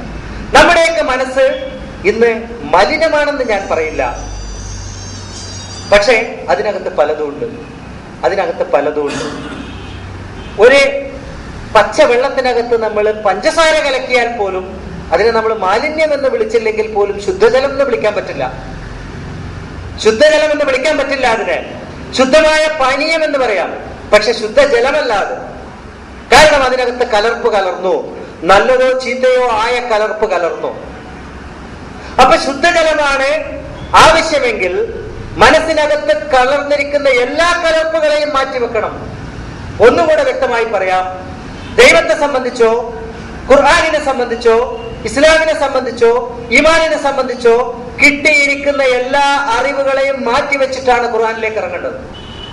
ഇന്നേ വരെ കിട്ടിയിരിക്കുന്ന എല്ലാ തരം അറിവുകളെയും മാറ്റിവെച്ചിട്ടാണ് ഖുർആനിലേക്ക് ഇറങ്ങേണ്ടത്. കാരണം അതിന്റെ 0 മുതൽ 100% വരെ അടങ്ങിയിരിക്കുന്നത് ഈ ഗ്രന്ഥത്തിനകത്ത് മാത്രമാണ്, പുറത്തല്ല. ഇതിന്റെ 0 തുടങ്ങി 100% വരെ, ശതമാനമേ പറയാൻ പറ്റൂ. കാരണം അത് കോടാനകോടിയിലും തീരാത്തതാണ്. ആ 100% അടങ്ങിയിരിക്കുന്നത് ഈ ഒരു ഗ്രന്ഥത്തിനകത്താണെങ്കിൽ അതിനേക്കിറങ്ങുമ്പം മനുഷ്യന്റെ മനസ്സ്, ആ ഇറങ്ങുന്നവന്റെ മനസ്സ് ഒരു ക്ലീൻ സ്ലേറ്റ് ആയിരിക്കണം. അതാണ് അടിസ്ഥാനപരമായ ക്വാളിഫിക്കേഷൻ. അടിസ്ഥാനപരമായ ക്വാളിഫിക്കേഷൻ ഞാൻ വിശ്വസിക്കുന്നു. അങ്ങനെ നിങ്ങൾക്ക് സ്വീകരിക്കാം, സ്വീകരിക്കാതിരിക്കാം. അങ്ങനെ അല്ലാതെ ഇതിനകത്തേക്ക് ഇറങ്ങിയാൽ പല അബദ്ധങ്ങളും നമുക്ക് പറ്റും. ഈ ഇബാദത്ത് എന്ന് പറയുന്ന അടിസ്ഥാന ആശയത്തെ പോലും തെറ്റിദ്ധരിപ്പിക്കാൻ പലർക്കും കഴിഞ്ഞിട്ടുണ്ടെങ്കിൽ എന്തിനെയൊക്കെ തെറ്റിദ്ധരിപ്പിച്ചിരിക്കാം. ആ തെറ്റിദ്ധാരണയും വെച്ചുകൊണ്ടാണ് നമ്മൾ ഓരോ വാക്കുകളിലേക്കും ഇറങ്ങാൻ പോകുന്നതെങ്കിൽ സത്യം കിട്ടാൻ പോകുന്നില്ല. കലർപ്പ് കലർന്നതേ കിട്ടാൻ പോകുന്നുള്ളൂ. ആ കലർപ്പ് നല്ലതാവട്ടെ ചീത്തയാവട്ടെ, പക്ഷെ കലർന്നത് എനിക്ക് വേണ്ട, കലർന്നത് വേണ്ട, ദൈവം തനതായി തരുന്നത് എനിക്ക് മതി എന്ന് തീരുമാനിച്ചുകൊണ്ട് യാതൊരു കലർപ്പുമില്ലാത്ത മനസ്സുകൊണ്ട് ഇറങ്ങാൻ കഴിയണം. ദൈവത്തിന് നമുക്ക് മനസ്സിലാക്കി തരാൻ കഴിയാതെ അശക്തനൊന്നും അല്ല ദൈവം. ദൈവം ഇതിന് തുനിഞ്ഞിറങ്ങിയിട്ടുണ്ടെങ്കിൽ അതിന്റെ അർത്ഥം തന്നെ എന്താ? ദൈവം നമുക്ക് മനസ്സിലാക്കി തരും. നിങ്ങൾ ഇറങ്ങിയാൽ മതി, ഓരോ മനുഷ്യനും അതിനിറങ്ങിയാൽ മതി. അതിനുള്ള കഴിവില്ലാതെ ദൈവം അതിനിറങ്ങുമോ? അതിനെ സഹായിക്കാൻ ആരെങ്കിലും വേണോ? ഒരാളും വേണ്ട. ദൈവവും പിന്നെ ദൈവത്തിന്റെ സൃഷ്ടിയും, അത് മാത്രമേ വേണ്ടൂ. അങ്ങനെ ഒരു മനസ്സ് കയ്യിലുണ്ടാവണം. രണ്ടാമത്തെ കാര്യം ഒരാളുടെ സഹായവും കൂടാതെ ഖുർആൻ വായിക്കാൻ ശ്രമിക്കണം. നിങ്ങൾ എന്നെ തെറ്റിദ്ധരിക്കരുത്. വലിയ ഉപദേശകനായി നിന്നുകൊണ്ട് ഉപദേശിക്കാൻ ശ്രമിക്കുകയല്ല ഞാൻ ഖുർആൻ എന്നല്ല, ഏതൊരു പുസ്തകവും മനസ്സിലാക്കണമെങ്കിൽ ഈ പറയുന്ന 4 കാര്യങ്ങളും വേണം. ഖുർആൻ മാത്രമല്ല, ഏത് പുസ്തകവും. ടാഗോറിന്റെ ഗീതാഞ്ജലി, അതിനകത്ത് അതിനെക്കുറിച്ച് ഒരാൾ എഴുതിയ വ്യാഖ്യാനം വായിച്ചുകൊണ്ട് ആ പുസ്തകം വായിക്കാൻ പോയാൽ ആദ്യം തന്നെ ചിന്തിക്കുക ഈ വഴിക്കാണ് ഗീതാഞ്ജലി കൊണ്ടുപോകുന്നതാണ്. പണ്ടൊരു സംഭവം ഉണ്ടായിട്ടുണ്ട് അതുപോലെ. പണ്ട് പിന്നെ എളിപ്പത്തായം എന്നൊരു സിനിമ ഇറങ്ങി മലയാളത്തില്. ആ സിനിമയുടെ സംവിധായകൻ അടൂർ ഗോപാലകൃഷ്ണൻ സംവിധാനം ചെയ്ത ഈ സിനിമയെ സംബന്ധിച്ച്, അതിലുള്ള ഒരു രംഗം സംബന്ധിച്ച്, അതിലുള്ള ഒരു സന്ദർഭം സംബന്ധിച്ച് കേരളത്തിലെ വലിയ വിവാദങ്ങൾ ഉണ്ടായി. സന്ദർഭം ഇതാണ്: ഒരു നമ്പൂതിരിപ്പാട് അദ്ദേഹത്തിന്റെ ഇല്ലത്തിന്റെ വരാന്തയിൽ ഇരിക്കുക. ആ വരാന്തയിൽ ഇരിക്കുമ്പം തൊട്ട് മുമ്പിലുള്ള അദ്ദേഹത്തിന്റെ പറമ്പിലുള്ള ഒരു കൊച്ചു തൈത്തെങ്ങ്, അപ്പുറത്തെ പറമ്പിലെ ഒരു പശുക്കുട്ടി വന്നിട്ട് ഇത് കടിച്ചു തിന്നുക. അപ്പൊ ഈ നമ്പൂതിരി തോളത്തിരിക്കുന്ന തോർത്തെടുത്തുകൊണ്ട് ഹേയ് ഹേയ് എന്നിങ്ങനെ ആട്ടും. പക്ഷെ ഇരുന്നെടുത്തുന്ന ആ മനുഷ്യൻ എഴുന്നേക്കുന്നില്ല. ഈ രംഗം കണ്ടിട്ട് പലരും പലതും എഴുതി. ഒരാൾ എഴുതിയ എഴുത്താണ് ഈ സമൂഹം മുഴുവൻ വിശ്വസിച്ചത്. അദ്ദേഹം പറഞ്ഞു ഇത് കമ്മ്യൂണിസത്തെ വിമർശിച്ചതാണെന്ന് പറഞ്ഞു. കമ്മ്യൂണിസത്തെ വിമർശിച്ചതാണ് എന്ന് പറഞ്ഞു. പലരും അത് ഏറ്റുപിടിച്ചു. അന്നത്തെ മുഖ്യമന്ത്രിയായിരുന്ന E.K. നായനാർ പോലും അതിന്റെ പേരിൽ ഗോപാലകൃഷ്ണനെ വിമർശിച്ചു. അവസാനം ഇതിന് മറുപടി പറയാൻ ഗോപാലകൃഷ്ണൻ തന്നെ ഒരു അവാർഡ് ദാന ചടങ്ങിൽ വെച്ചിട്ട് അദ്ദേഹം പറഞ്ഞു, ഞാൻ വിമർശിച്ചത് കോൺഗ്രസിനെയാണ്. കാരണം ഈ ഇരിക്കുന്ന നമ്പൂതിരിപ്പാട് കോൺഗ്രസ്സാണ്. ഒരു പ്രായം ചെന്ന പാർട്ടി, നൂറ്റാണ്ടുകൾ ആഘോഷിച്ച ഒരു പാർട്ടി. ആ പാർട്ടിക്കകത്ത് ഒരുതരം പഴയ ജന്മിത്ത മനോഭാവമുണ്ട്, അനങ്ങാപ്പാറ നയമുണ്ട്. പണ്ട് ഗാന്ധിജിയും നെഹ്റുവും പോലുള്ളവർ രൂപപ്പെടുത്തിയ ആശയങ്ങളല്ലാതെ മറ്റൊന്നും അതിനകത്തില്ല. അതാണ് ഈ നമ്പൂതിരിയിലൂടെ ഞാൻ ചിത്രീകരിച്ചത്. പിന്നെയോ തൊട്ടു മുമ്പിൽ ഈ ലോകത്തിലെ യുവത്വമുണ്ട്. അതാണ് ആ തൈത്തെങ്ങ്, യുവത്വം.